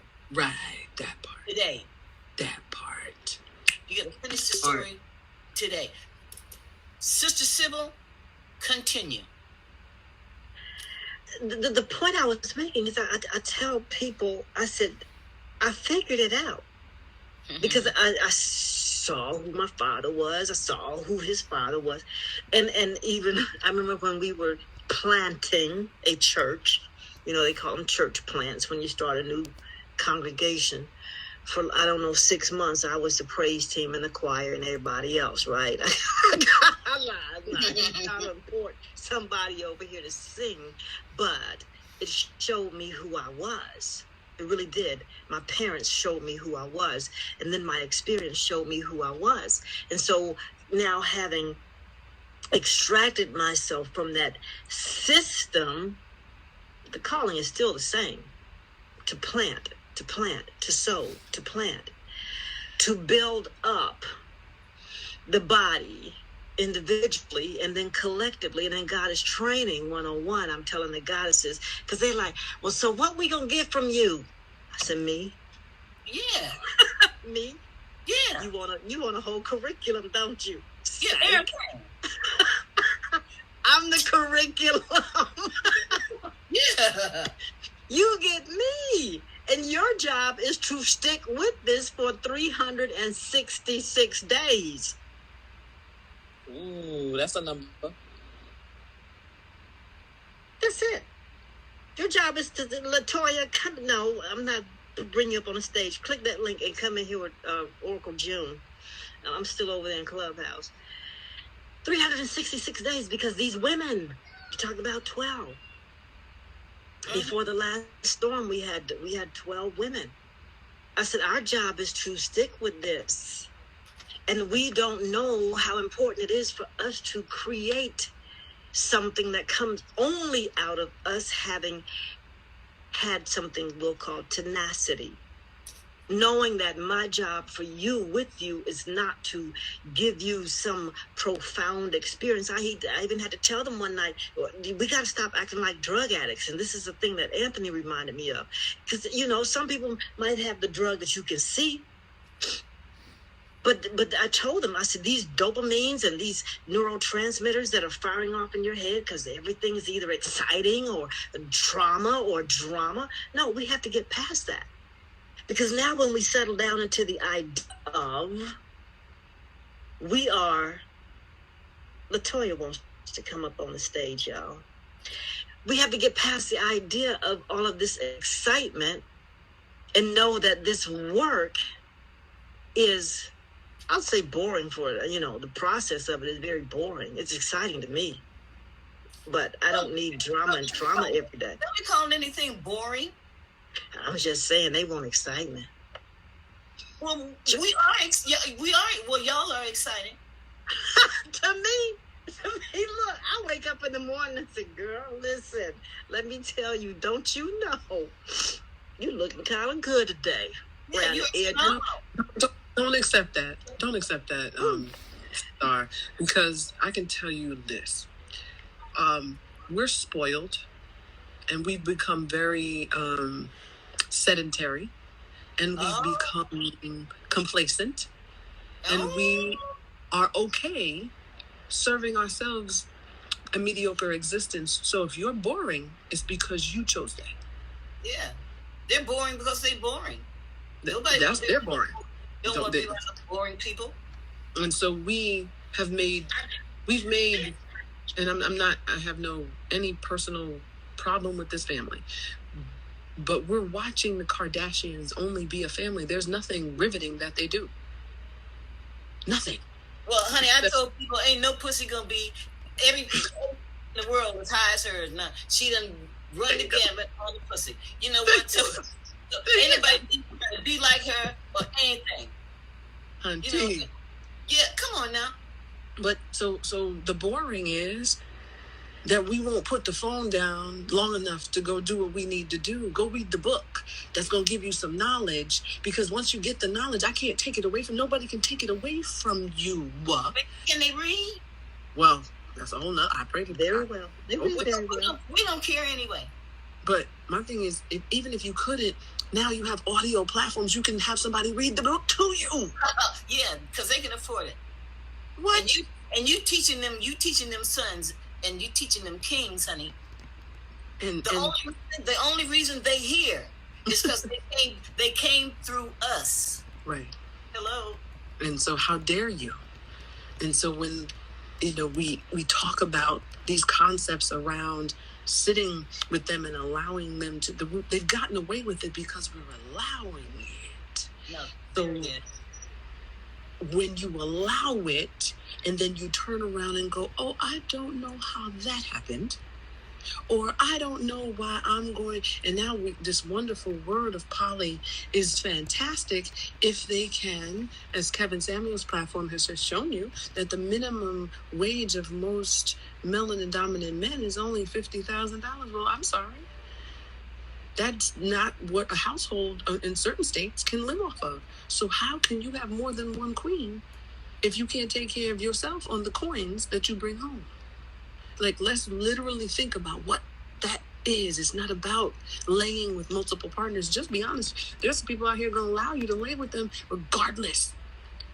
So the course curriculum of stripping oneself to understand how to get back to the nuances of sheer womanhood, of sheer goddess, Isis magic. Like, there is something about the beauty and the magnificence of being a womb holder that is a lot of responsibility, but it is so nurturing and caring and comforting.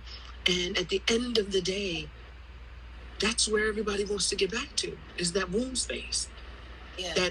That our room is Yoniverse Soul. Like the womb space, Womb Wednesdays is one of the biggest rooms on Clubhouse weekly, because we support it in that way, because we know that it's nurturing, we know that it's a safe space, we know that people are going to pull up, because there is quite frankly, this connection to the fact that the work and the ability to come in and talk about it as we move this needle, as we share this love across the world, is so magical to me. And regardless of whether we sing it, whether we come in and we do whatever, mama's like, this work, this goddess training there's levels to it. And so they need to show up ready, in the boots, in the coveralls, ready to go. Because if they were sitting in there knowing, they'd understand what it was. They wouldn't think they would need to sit and learn, they would be amplifying it in their behavior. And so the tips and small tricks at the beginning of the session, not even when we start to get in deep, the stuff that is in the beginning is some of the most rudimentary, formative stuff that clearly at least, so if I'm in my 50-second plasma, just 2 cycles of 2 decades of women have not transcended this information down. And that to me is just alarming.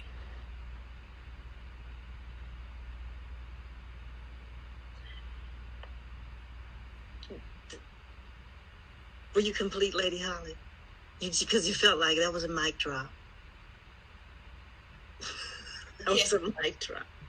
Her mic is muted. Yes, that was a mic drop. Yeah, it's yours, Reverend June. It's yours, Reverend June. Mine is dropped. No. The mic is yours. The mic is yours to comment.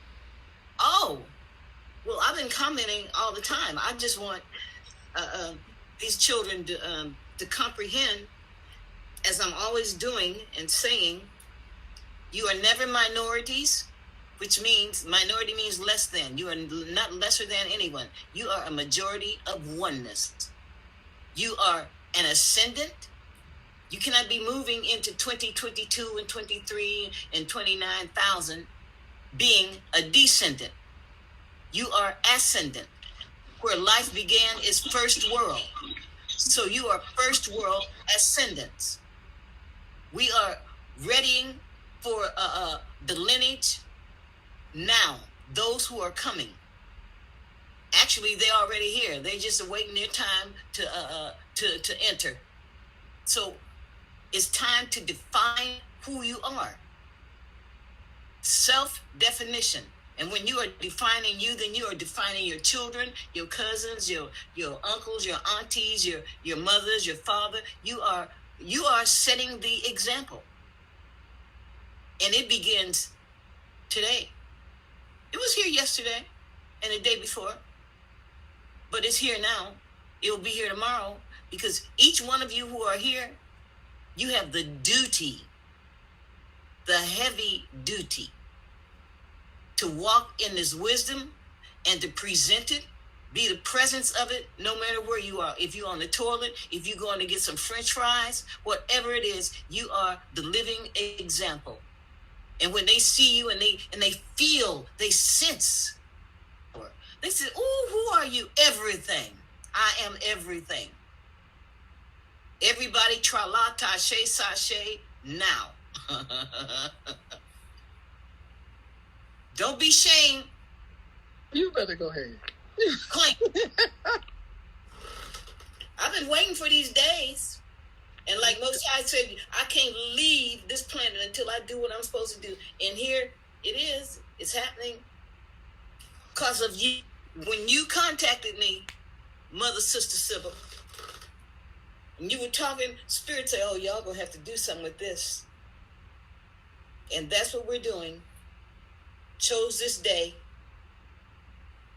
Choose ye this day whom you will serve. And we are in service to Most High, to the rising sun, which is always rising. And when we have to sit and be in the silence, be in the quietude, we are yet rising. So y'all better be ready and don't be afraid. As I say, when I spoke at Kent State University, the theme was, as I gave it, thank you very much, you have the authority to be fearless. You ain't got to be scared of anything or anybody. Don't nobody rule or own you. Y'all better hear what I'm saying. There's a lot of them who would want to be telling you, know your place. Baby, you are the place. Well, That's right. That's right. Do we have time for some of these children to say something, or? I know, right?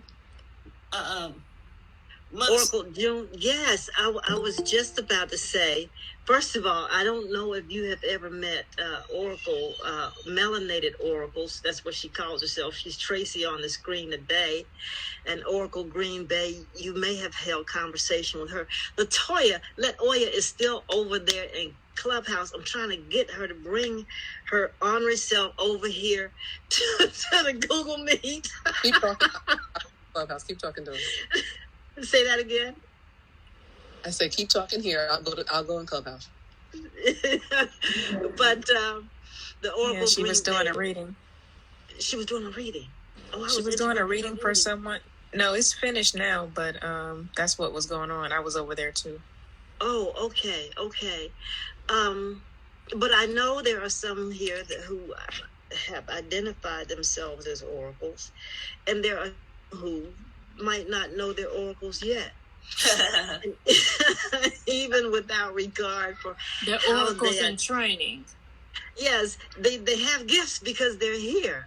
I know. I could tell Karen Sheffield. She's a reluctant oracle.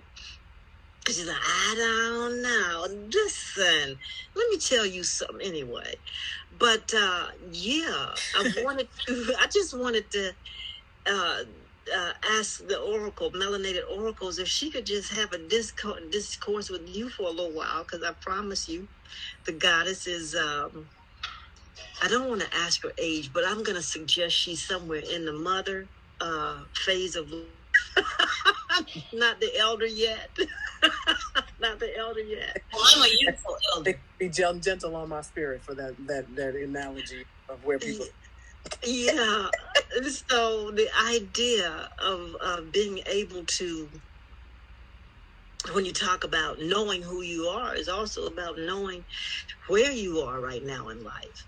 I consider myself a youthful elder also, which is one reason I try not to peg people chronologically. I just try to peg them as it relates to the place that they are in life. But then Jasmine Love, she's another reluctant. Latasha, I don't think we've met before today. I know Kim is always she blesses us with her presence in the house of Sybil the Oracle, and some others that I can't see right now because I don't know how to operate this screen. But yeah, Tracy, where'd you go, goddess? Melanated oracles. Greetings, love. I'm here. I'm trying to figure out how to work my contraption that it looks like I just broke. Greetings, beautiful souls. It's so glad. I'm so glad to be here amongst you all. What glorious divine conversation. Did you say, Mother Reverend, Kent State University? You spoke at Kent State? Yes, I did. Okay, I used to rule there. All right, girl. I rose, I reigned, and I ruled Kent State. I was the very first melanated president of student organization. I was a ruler. I was a very good, generous ruler too. So you know Professor Dr. Cosby and Professor Tim and them. Mm-hmm. All right. Okay. We family. Yeah. And I went to the one in Trumbull, and then I went to the main campus as well. And I was never a fly. I was the only caramel in the milk. Oh. I majored in psychology and justice studies, but I, even then they were training me on the colonizer's behavior by learning Robert's Rule of Order. Oh, okay. Yeah, I mean, I ran the entire campus. All organizations, all of the organizations had to come through my department for funding. I had offices on both campuses. So if you anything into student organizations, that's a really big deal. I have plaques and rooms named after me on Trumbull campus. But anyway, thank you. It's just an honor to be here. It's an honor to be here. It's an honor to be able to come into divine alignment and know and hear. and have the ability to hear, you know. And how you said that silence is a superpower. And I've learned that because many times I just come in and sit on down. And it's not to be rude.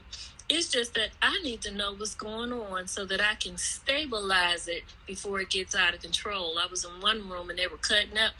And I said, who is speaking? And it was a man's voice coming out of a woman's profile. So I seen it and I said, be silent. We need to take power and dominion that we have over those situations and people and things that are out of order. So I don't say shut up, be quiet. I say be silent. Oh, that's good. Yes, be silent. You know, you have spoken enough. You've done damage with your energy. One of the things that I've been instilling in people in my teachings, because I am an oracle, I know who I am and whom I am, what my gifts are, what are my callings. So we're always talking about cleansing our energies, cleansing our space, cleansing, clear, cleanse, charge. That charging is when we're going to fill that space with a purpose and intention. Okay, so you've removed all the bad, all the negative of all whatever is the low vibrational, and low vibrational just means it has a significant distance away from source.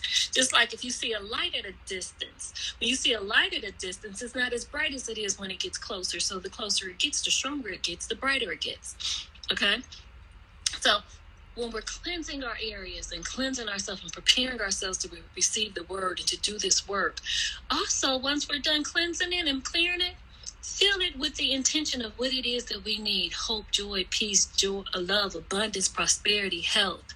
You know, don't just leave a space empty. Fill it with something so that you can have that, get in front of it with the intentions of what it is that you need, instead of it showing up by default. That's when we're starting to activate our power.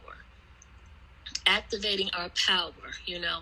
And if you're a powerful manifester, sit in silence and choose your words with wisdom. I mean, you're wow. Another Sybil.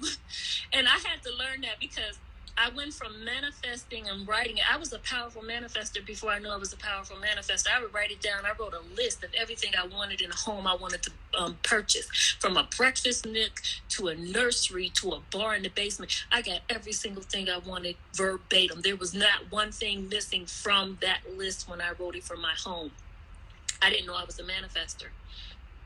And then that it took maybe a little bit, but as I've gotten older, I manifest so rapidly that I'm afraid to say something, because I was like, one day I'm gonna walk in the room and it's gonna be an elephant in my living room. So choose our words carefully, because they have power. They have power. They create things, because it said, you know, the word was light, you know, knowing what our purpose and our calling is. But I'm done speaking.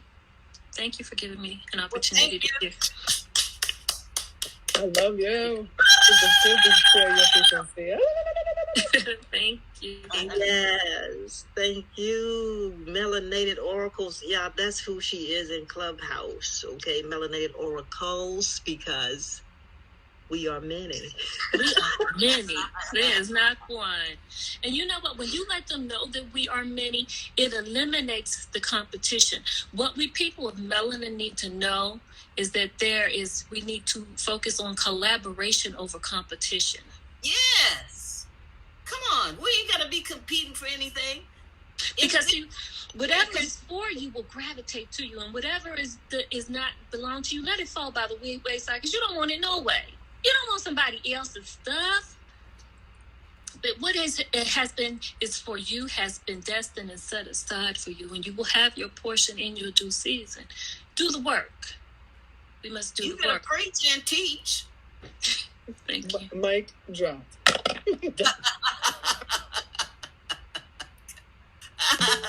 Preach, teach, prophesy. Hello. PTP, preach, teach, prophesy. I'm going to turn that into a whole mantra. PTP. Oh, right. Mm-hmm. I am. And I'm going to invite you guys when I do. Because I've been called to teach, but not in the hesitancy or the reluctancy. Sometimes this work is exhausting. Sometimes y'all exhausted and laying on your face. You don't even know what's wrong with you. You think it's the weather. You'll be spiritually, mentally, emotionally drained. And so some things come about only by fasting and prayer. When I fast, I have more energy than when I don't fast. I can fast and not get any sleep and have more energy than if I ate a full course meal.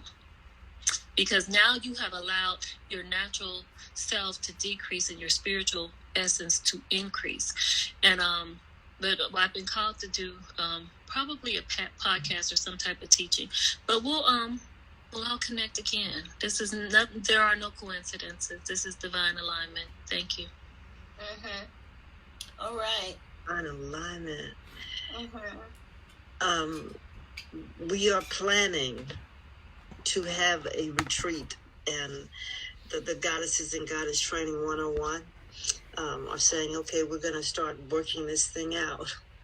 And I said, hey, pick several places, but I know our first experience has to be centered around the Oracle June, because we have to learn what it means to sit at the feet of the elders, and most of us don't know there's something beyond the elder. There's the ancient. We haven't seen many of our elders move to the ancient. Well, and I'm the ancient. You're the ancient. I'm a youthful ancient. A youthful ancient. That's what I'm talking about. That's right. We have to see this. We have to see it with our eyes, and we have to know that this idea of going into our, whatever it is we're going into, there are levels to it. There are levels. And so we have to be able to sit in the presence of a Reverend June if she don't part her lips. Okay, you better learn how to serve this goddess. You better learn how to serve. You better ask Mother Oracle, what do you need? What can I get for you? Can I rub your feet? Let me wash your feet. Let me massage your scalp. Just let me, if she's willing to allow you to put your hands on her, you better serve. You better serve. And that's a powerful thing when we're going to be washing sisters' feet. Feet washing. Now, they did that in your church, because they followed what it means to honor people. That's what it is. I ain't too big or too fancy to wash your feet. I would love to do that. Yes. I told a king the other day, when I meet you, I'm going to wash your feet. And we have goddesses who are afraid to touch a man because they're scared of what's going to happen inside of them. Yeah, that's what it is. They're afraid of what's going to happen inside of them. I'd be like, come on, let me wash your feet. And I will wash the goddess's feet as easily as I wash the king's feet. But to know, Uncut, we are in the Tap the Link. We're over here with Reverend June. To know that we have this treasure in this earthen vessel called June Juliet Gatlin. We have to dig into her. Well, we won't dig into it like that, but we have to we have to explore this treasure. We have to let these gems fall out at our feet. And so after they get all their plans together, I'm saying, no, we got to do this somewhere in California, okay? Because we're not going to require the mother to travel too far. Amen. We're not. and just learn to sit and to serve. And if the goddess says she's going to talk for 3 hours, 4 hours, 6 hours, we're going to sit there and listen. Give her a drink of water and a snack. Whatever it is. Whatever it is. Make sure you hit that link in the chat, because we want to up Reverend June's YouTube fellowship. Uncut just joined, y'all. Thank you, King. The whole idea of learning how this thing works. how this thing works, how we lend our energy, and I won't even say lend, how we share our energy with one another. It's so easy to see in social media. It's so easy to see. Now, except for divine favor, I can't tell you why this connection has happened between me and the Reverend June. I can't. But she shares her energy with me, and I'm grateful. I have much gratitude. And so this is where we learn how to build together. Whatever she has in her mind, I got in mind too. Okay? Because she said this is day one. And that settled in my soul. It settled in my soul. Today is day one. Latoya, get yourself over here. Today is day one. And when we were talking that day, and you were sharing, and I'm listening, and then Spirit said, well, you all gonna have to do this. It wasn't a plan, but the reality is the plan was already established before we even came to this planet. There she is, the Sybil. And the power is present here today with all of us, as I'm seeing Miss Darlene, Mother Sister, Holly Francis, who's sending me pineapple cornbread. Anytime I say anything, I'm gonna have to say that because I know you haven't forgotten, but I'm just letting you know that I have not forgotten. Oh no. Oh, I got it. This is beautiful. Well, is Latoya coming or what? Still over there fussing. Latoya, Reverend June is asking, are you coming or what? Well, I'm not going to ask anymore. Your phone number or email? Say what? Listen. What you say, Latoya? It's asking me about your phone number or email when I click on this link. Oh. Ooh, don't be asking.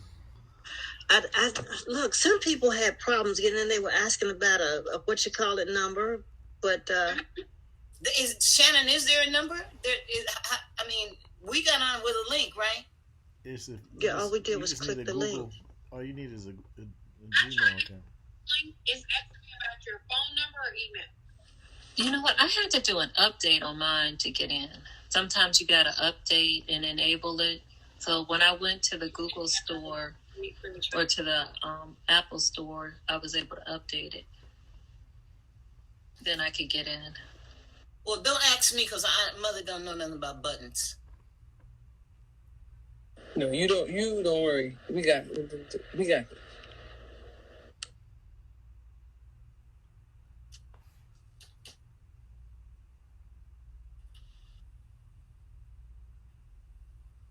Well, maybe this is it. This is it. You feel that we should abide the space? You feeling it? Was it sister, beloved Sister Holly? Yes, ma'am. You thinking, Sybil, should we just let it go? Let it go. I definitely wanted to give a couple of other people a chance to tap in here. We haven't heard from the God King. Uncle Green. Somebody saying something? That was Oracle. There she is. Lady, you see it as Lady Rose? That's Oracle Green Bay. I was just going to say we need to be mindful that many will be invited, but not everyone will be able to attend the royal gathering. All right, Miss Honey. I know that. I was thinking the same thing. I was like, if you can't get in, the universe is saying no, and we're not going to force it. And those who are in here today. She of many oracular talents and handling things that can't stay. Would you just repeat what you just said about the royal? About the royal invitation is that many will be invited, but not many will be able to attend. Okay. I can handle that. I like that. Let me just say in reference to that, in Goddess Training, we started out with, I believe, 18 goddesses in this cohort. And I believe it right now, it has distilled to 9. I'm believing at the end of the year, we will have 7. Well, those are very powerful numbers. 9 is the number Yes. of endings preparing for beginnings, not new beginnings. Every beginning is new, but you take it to its final point, to its maturity, and then you continue on into a new. Mm-hmm. Mm-hmm. And so I tell them, I said, and I repeated or recited what the oracle, melanated oracles just said. I said, it's you who do the choosing. All of y'all were called, but you choose to stay or to go. You choose to stay or to go. You choose to go through what it takes, because it's 3 phases: baptism by water, fire, and air. And no begging. No. Look, we do the disqualifying at the beginning. I tell them, quick, you got to get rid of your fake hair, your fake eyelashes, and your fake fingernails. You got to know thy place. Is everywhere. And so they said, well, why I got to do that? Well, if it does not resonate with you, then this is not for you. It really isn't. And we're not saying that you can't put that stuff on later. But while you're going through this process, this is what you do. Because your hair, your nails, and your skin are 3 of the biggest indicators of your health. It's the spiritual purge. That part. So some women choose to say, I'm not, because now when we get to the process, I believe, I started with 18, Nico. The idea of now we're going to go through self-denial, okay? We're going to say, okay, what does it look like to fast? And we're not say, I'm going to do a 3-day.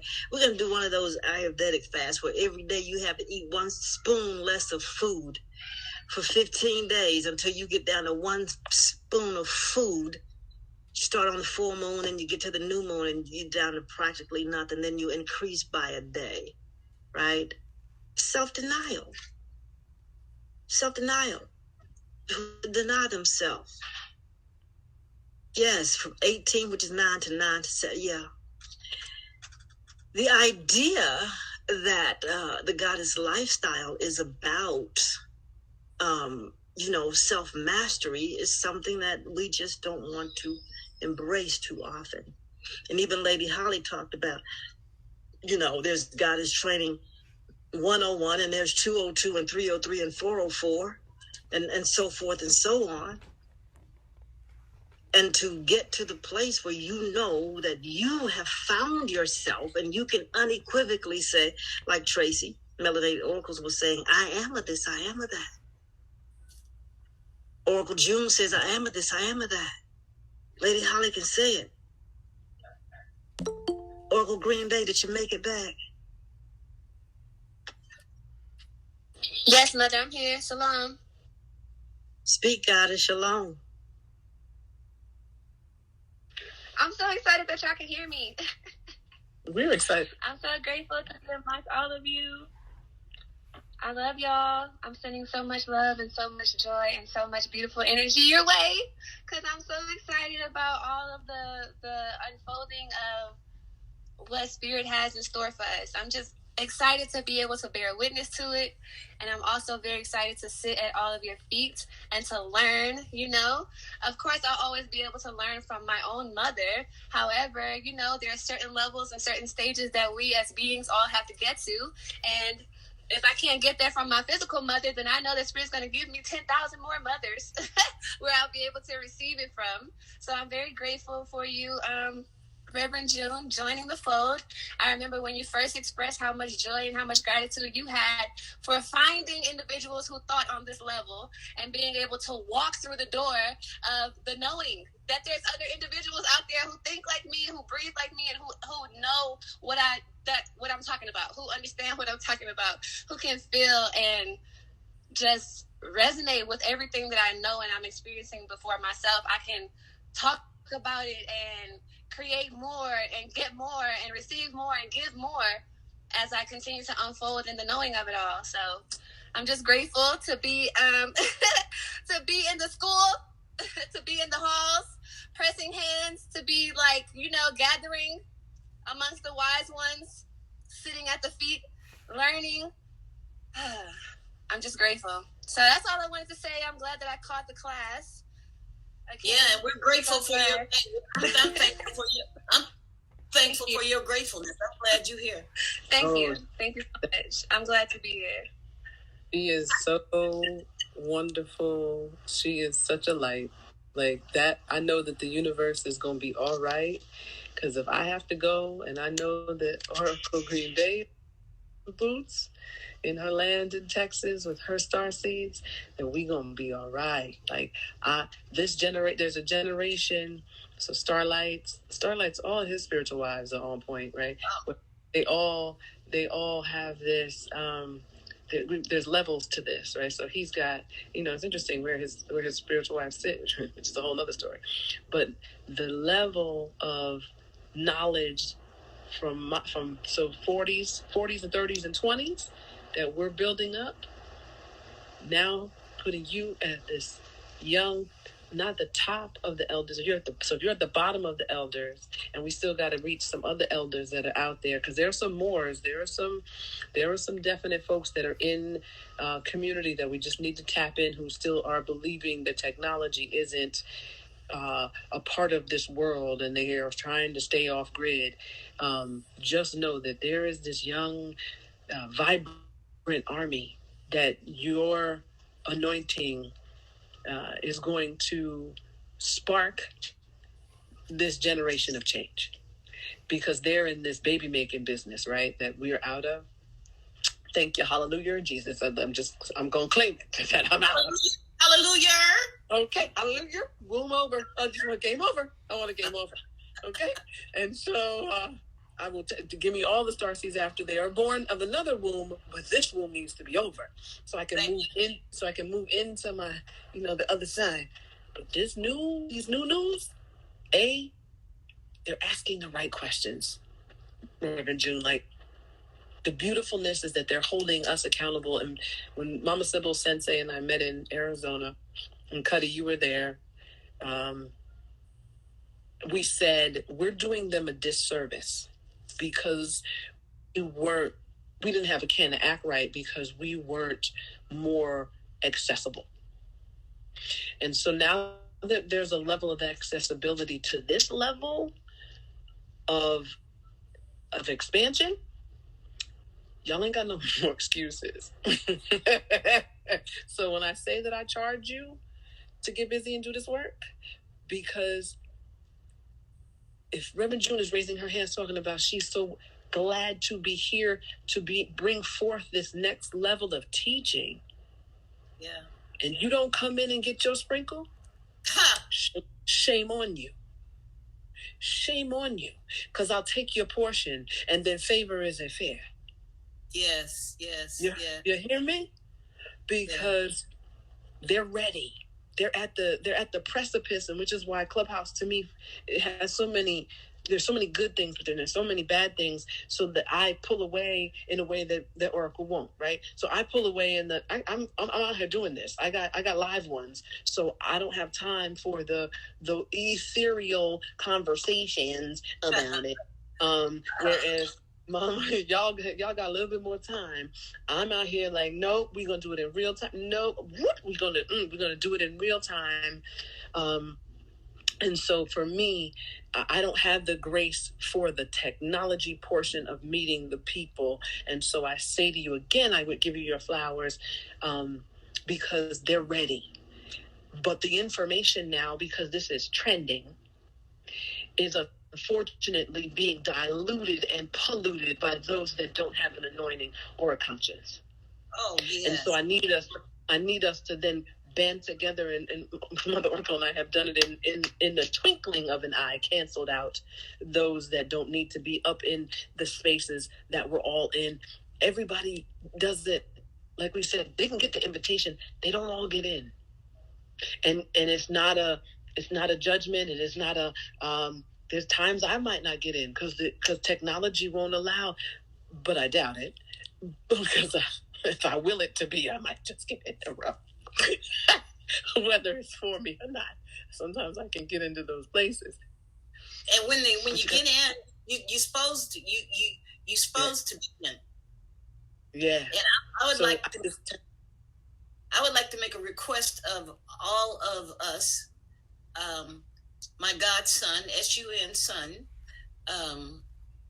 is handling all this production and everything, all of everything, and his beautiful wife, my godchild, they're my godchildren. They're having a baby in June, and so I want you all to send forth the prayers and the energy and blessing them. And Shannon, is Mincy there so she can say hi to her new sisters, her new godmother? Hi, thank you so much. I really appreciate it. Oh my goodness. We appreciate you. Yeah. We appreciate you for allowing. Go on, Sister Holly. Oh no, I was saying we appreciate you for allowing him to not think it robbery for him to come and do this for his mom, right? So in him being selfless, know that you are blessed. And I don't make it rhyme. That's just how I do.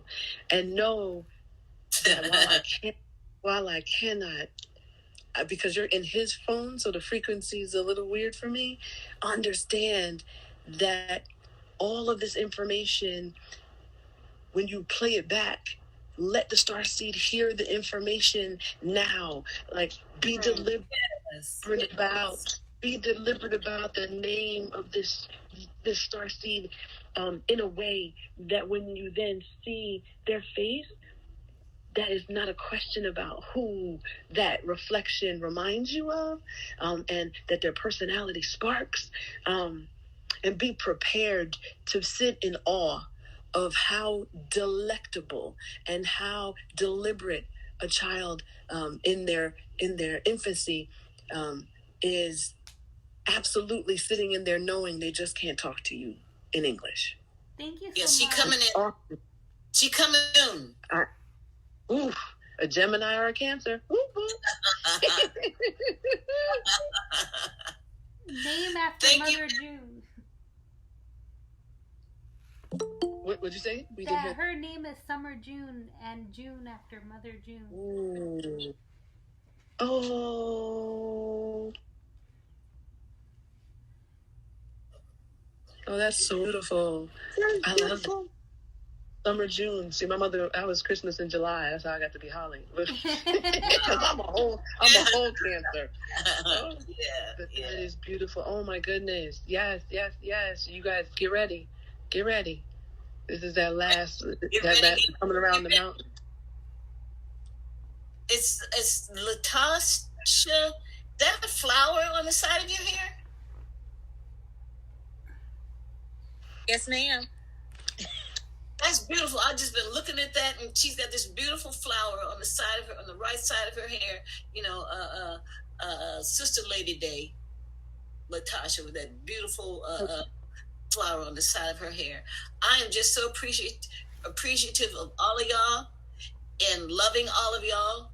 Grateful for all of y'all. Thankful to be grateful, and all this wisdom you all have contributed so willingly and lovingly sharing.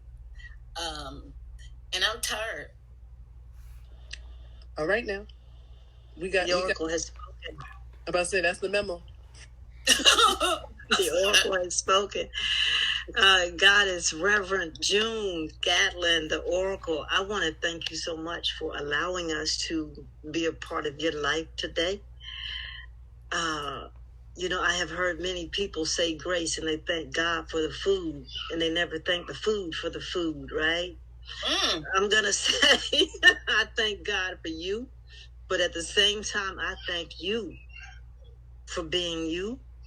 I thank you for accepting the conditions of the contract. I thank you for coming through Earthside. I thank you for seeing, for knowing, for being. I thank you so much for everything. And I'm looking forward, to this conversation again when the Spirit says it's time.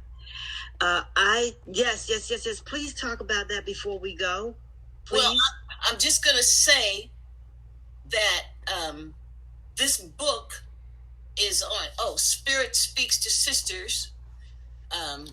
First book I've written, and the book was endorsed by Susan Taylor, who was a former editor and senior VP of Essence Magazine. My godbrother used to own it, but you can get it. I think you can still get it on Amazon. And there's another book that you all will love. All of you prophets and prophetesses.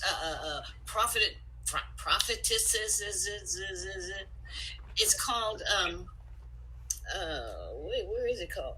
It's let me find it. It's rare. It's Company of Prophets. Company of Prophets, and it's written by Joyce E. Knoll. It's the first book. It's a historical book ever written about individuals with the gifts of prophecy and healing and spiritual teachers. She wrote that book, and they've been utilizing it in colleges and universities. So it's good to have, truly good to have. And what I am experiencing now in this moment present is what I wanted when I was walking across 56th Street in New York at Broadway, and I was asking Most High to send 12 sisters so that we would work and be together and make and bring about change in this universe for our children. 7 powerful sisters, and the reality that, quote, if and when, unquote, we required something to happen, to manifest. All we had to do was agree in the silence, and it will be. So right at this moment, here and now and present, it is. And we are here together. And Mother Sister Sybil, MSS Mother Sister Sybil, Mother Sister Holy Holly, and all the rest of y'all children. Be grateful. Be grateful. So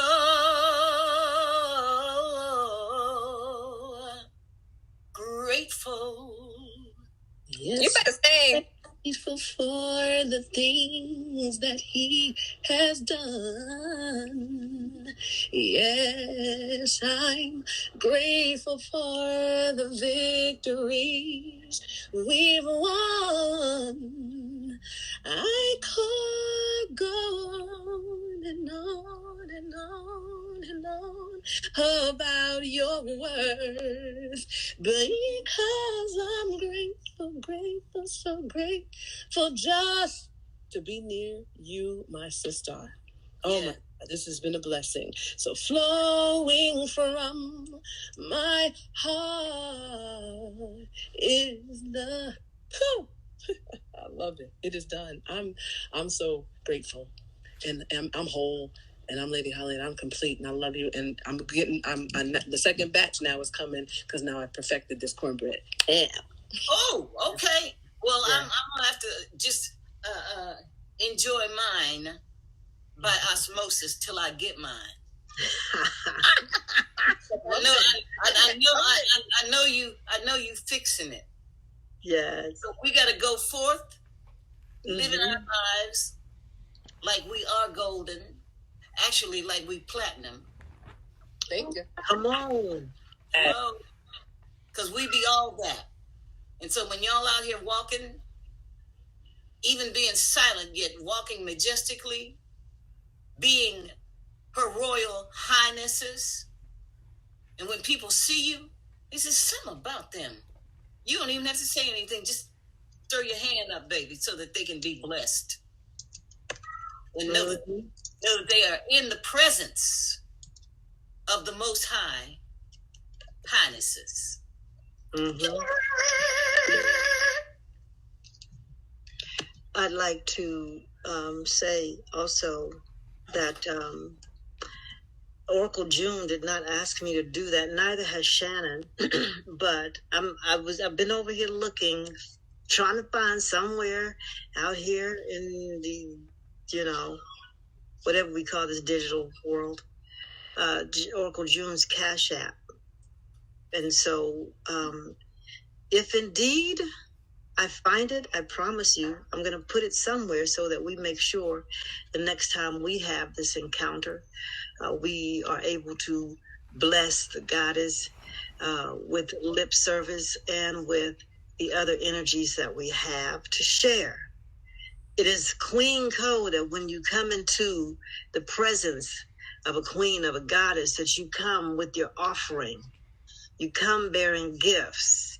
Sheba taught that about King Solomon, and it's not just giving gifts to a king. It's when you come into the presence of royalty, you come bearing gifts, and I make sure I remind us of that on a regular. So I don't know if we can look for June, Oracle June's Cash App, if it's on her website. The website is here. In the link, if you just Google Reverend June Gatlin, you will find her website. You'll find links to her YouTube, Facebook, all her social media platforms. Make sure you tap in, because algorithms. Go ahead, Lady Holly. Shannon just indicated that she has a PayPal. If she can indicate what that information is once you close out your mic. Ashe, well, let me close my mic right now. Okay, Shannon has been forcing me to accept, and I will. It's Reverend June, REVJUNE Gatlin at PayPal. And he's creating a Patreon, all that, everything. Can you repeat that PayPal again, please? Rev, R-E-V, June, Gatlin, Gatlin. I mean, if you do that, it may be Rev or Reverent, because I'm reverent of our people, reverent of who we are, reverent of our history, reverent of our herstory, reverent of our story. And so it's either R-E-V or REVERENT. I mean, I'm the only one there. We'll find it. And I'm gonna sleep well this evening. As you should. Sweet slumber, goddess. Sweet slumber, sister. Much gratitude and hope. Thank you. What if we want to send you an offering, maybe something, something physical that we would like to mail to your home? How would that work out? Is that the Uncut show? Uncut art show? Uncaso, come on there, Mike. Yeah. That's me, ma'am. How you doing? Oh, I'm doing really well. Thank Gratitude you. to your face.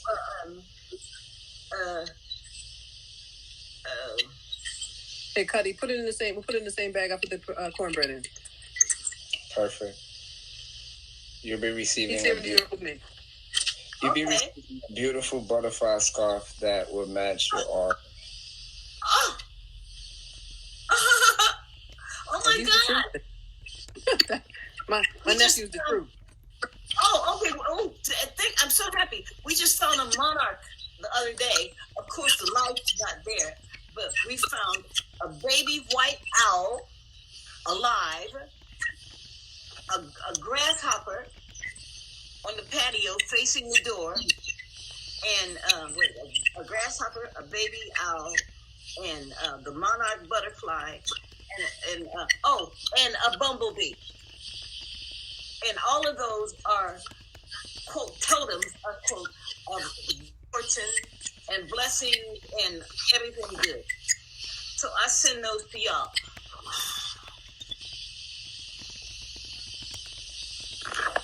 I'm trying to show you the butterflies. Thank you, gratitude. Wow. The uncut show. Yes. And you have art that I can see? Oh, yeah. I have art that you can see. Okay. Because camera in this thing. oh, I'm writing a novel about art. He's drawing. He's doing something right now. Yeah, it's a Oh butterfly. my goodness.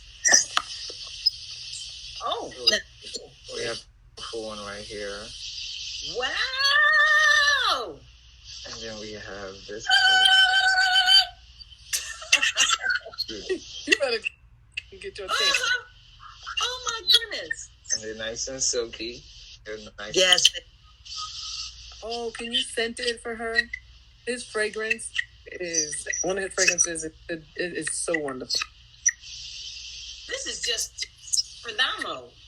Yeah, so I will send you, a few for you to just, switch out different days. And if you Uncut. ever, yes, got it. Shannon, excuse me for interrupting. Shannon, her godson is in Miami. Oh, beautiful. So that means he'll be joining us for the event that we're having. But we may be able to find him, and I can wash his feet and his wife's feet. Can you say where you are? We can touch the belly. Wow. So yes, we'll be in Miami and the end of April. Oh, okay, that's quick. Yes, for a wellness festival that we're doing down there. Oh, okay. So Shannon, can y'all connect, or how do you do that? That would be beautiful. Shannon, are you still there? Yeah, I had needed. That's why. Yeah, everybody, I'm down the network. I put everything in because I handled the info at Reverent June Gatlin. So for anybody that wants to join the Patreon, or if they have any questions, just put the mail at info@reverendjunegatlin.com, and that's the easiest way while we're setting up her Patreon. And her Patreon is where we're gonna do a lot of things soon. So that's the best way to do it. And what I put in the room was, can everybody like and subscribe her channel? Because what we're trying to do is get her watch time up and get her subscribers up. So that way that when people are just watching her channel, it's monetizing her channel and giving back without, even though it's beautiful to have people give money directly to her, but the idea is to get the message out, so as people watch, that's given to her as well. And then with my mother's sisters, knowing that the nucleus we're creating is going to just evolve. Mother, Sister Sybil, Mother, Sister Holy Holly, and Yes, ma'am. Oh, I have a surprise for you. Uncut, if you can find it while she is speaking, can you find the Michael Jackson that you did? I know it's your avatar, but I don't think she's ever seen the piece. no, I know I haven't, because I didn't know about the uncut art. So, in Clubhouse, you might see the room, Protect Your Heart Space. That's his whole. It's bigger than a movement at this point. It's bigger than a movement. So wow. Uncut is he's passionate about that, and I'm honored. As an artist. I'm honored. I can brag a little bit about my baby. But that Michael Jackson piece was Biggie Smalls. And, well, no, I don't know if Nipsey Hussle or Biggie Smalls is my favorite, but the Michael Jackson, I think, was my favorite before I saw the Biggie. Wow. Well, I love Biggie. I love Michael. And I did everything I could to save Tupac's life. It was on nationwide radio, and then I even got the director who was working with him every day, Bondi Curtis Hall, and I was telling him, I said, they're going to try to kill him. I said, and I was telling him everything, and he just, and I say it, I don't care where I am. I said, he sloughed me off and looked at me in a very nasty, sneering way. And he did everything except push me aside.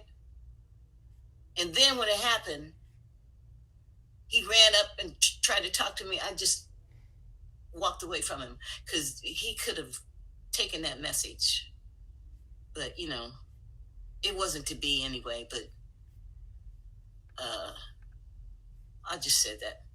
But these children, I got a lot of rappers. Lauryn Hill is my god niece. When she was 13, I was going to be bigger than huge. And so she did become. A lot of times people want to have, what do you call it? Confirmations and all. And yet they be the confirmations. When you get the living word, you are the confirmation, and you be that. You trust it. You become all of that. Can you tell them the Kanye story, please? The what? The Kanye story. Oh, Lord. Yes, when Kanye, oh my God, give me strength. When Kanye's mother passed, before she passed, I was working with this young brother who was a songwriter for Patti LaBelle and some of them. And I told Sammy, I said, Sammy, I want you to, help Kanye's mother. But then Kanye's mother died. And then not too long after that, when I gave him the message that Kanye's mother gave me to give to her son after her death, Sammy died. So I posted it on internet, on YouTube, and sent it to his best friend who was with him and created the Dr. Donda West,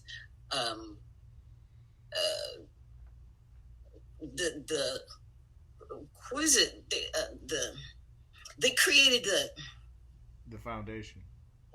Yeah, the foundation in honor of her. He got scared because the message came after death. But as we tell people, spirit never dies. They're not here in the flesh, but the spirit never dies. It yet breathes. So if you're going to have a message, you got a message. And so his best friend was afraid.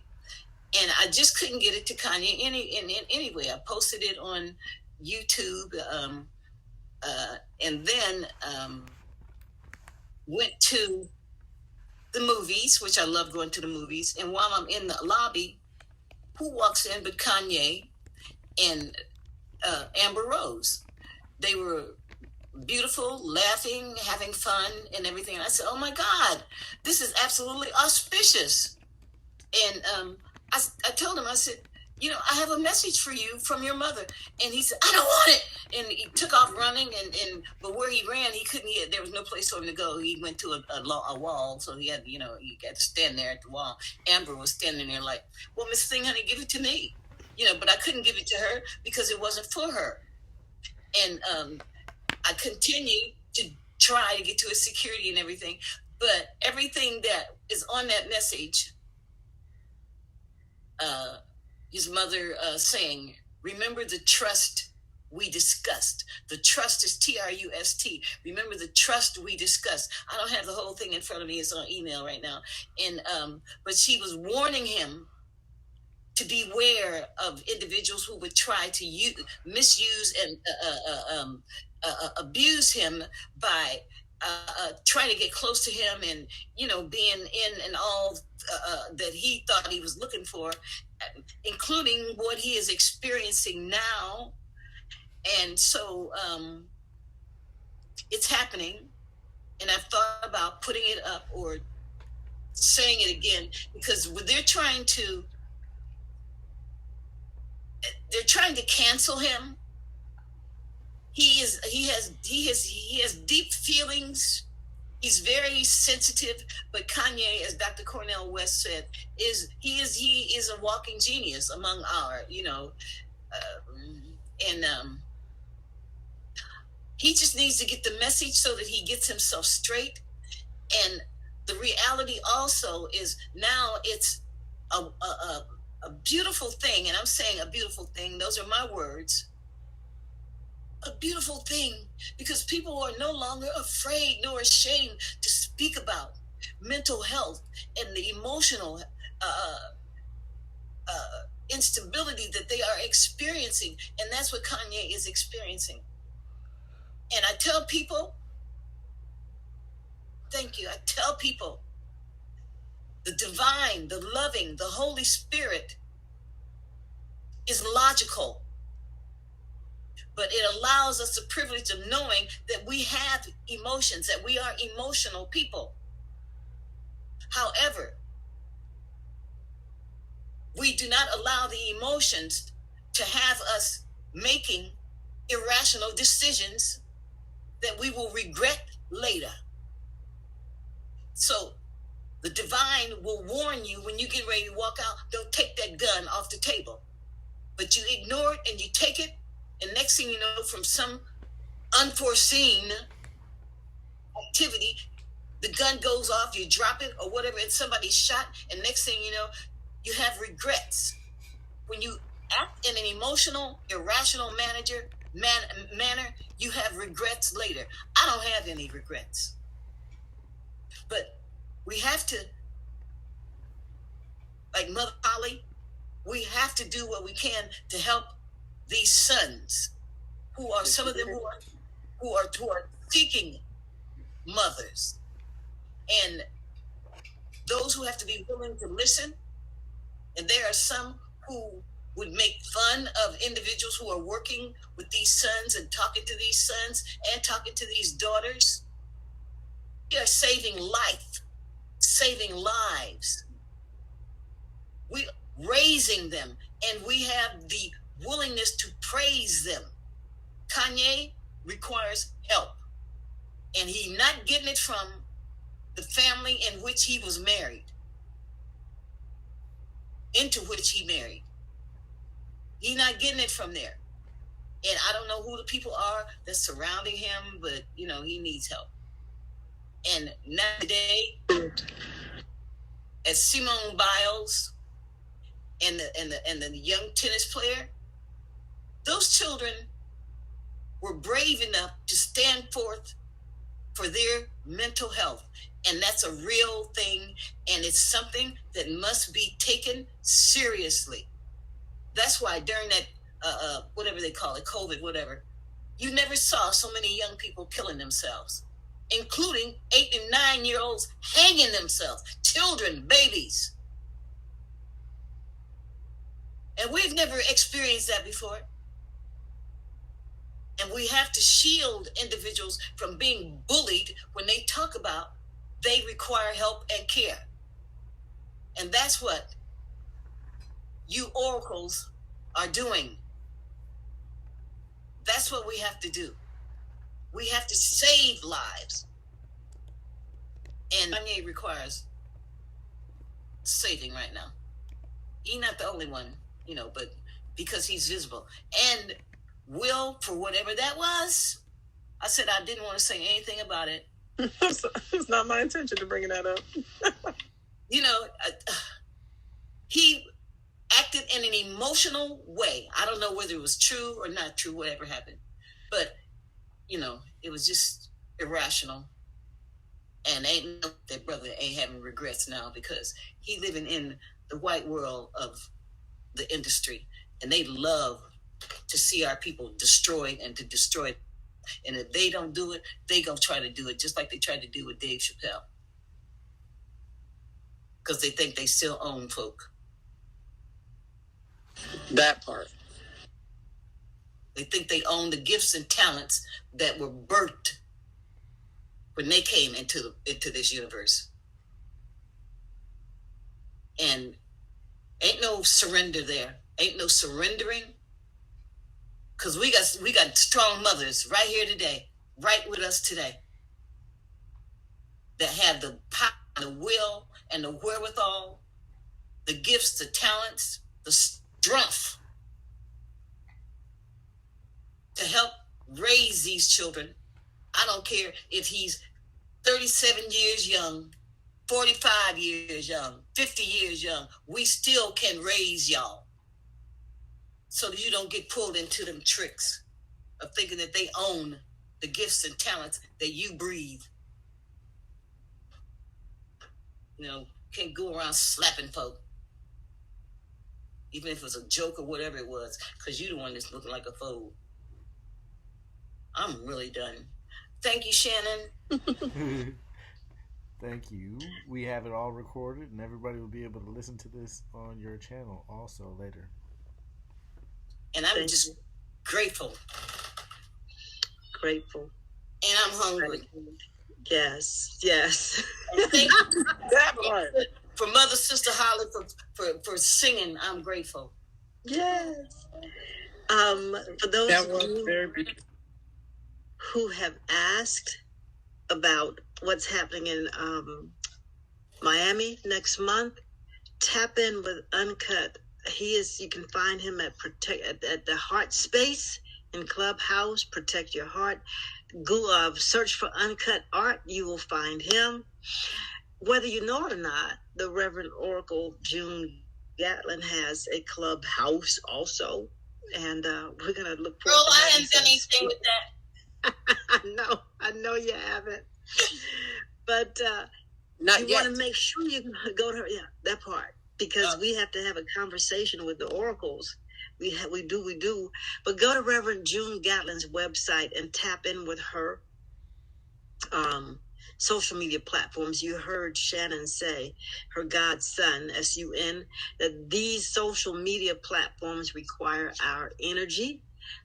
We can help her monetize her experiences digitally just by watching, sharing it with someone else to watch, and all this other stuff that we talk about doing. People don't get these awesome numbers simply by just having all this good content, okay? It's a whole process. You think I take time? I'm just kidding. I sat and watched. I'm kidding. I sat and watched your videos, and I don't know, at some point in the Discord server of Sybil the Oracle, we might host a watch party simply to pique our interest. One watch doesn't make up for 15 watches. We just want to get in there and say, hey, Oracle June, did she say what? We talk about this stuff. In the meantime, know that we're getting ready in the House of Sybil Oracle to begin our next cohorts for Goddess Training 101. So you just have to keep up. Lady Holly talked about on Wednesday night at 9:30, right? 9:30 Eastern Standard. Yeah, Eastern Standard. Your time. Yeah, Eastern Standard. The Universe, Womb Space, which one is it? So the room is Yoniverse. The Yoniverse. The night is Wombs Wednesday, so Wombs Day. Yes, the Universe. Tap in there. We bless you, Shannon, for everything that you are doing for the Goddess, for the Oracle. We bless you. We thank you for being such a dutiful and benevolent godson. I honor you and the womb space that is about to bring forth your heritage, your wife, your goddess, your beloved. We honor her in all the ways that the Divine Mother should be honored. And your PTR now is like, your profile picture is like, yeah, you look so smug. Like, yes, I did that. I did that. That's funny. And we thank you.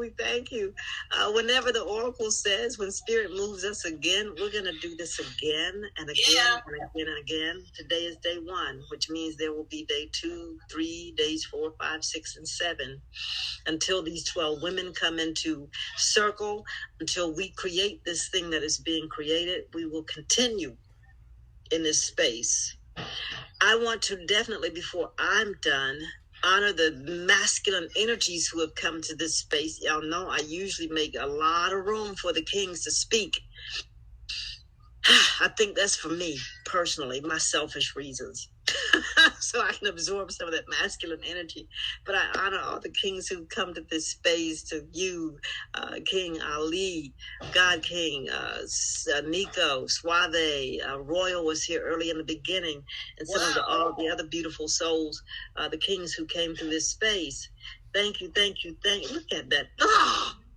Yes, a man's man, y'all. Look at that right there. I mean, all that good stuff. And that's not anything about a man who has a clean-shaven face. But, you know, some of us like them rough and rugged. Let me stop.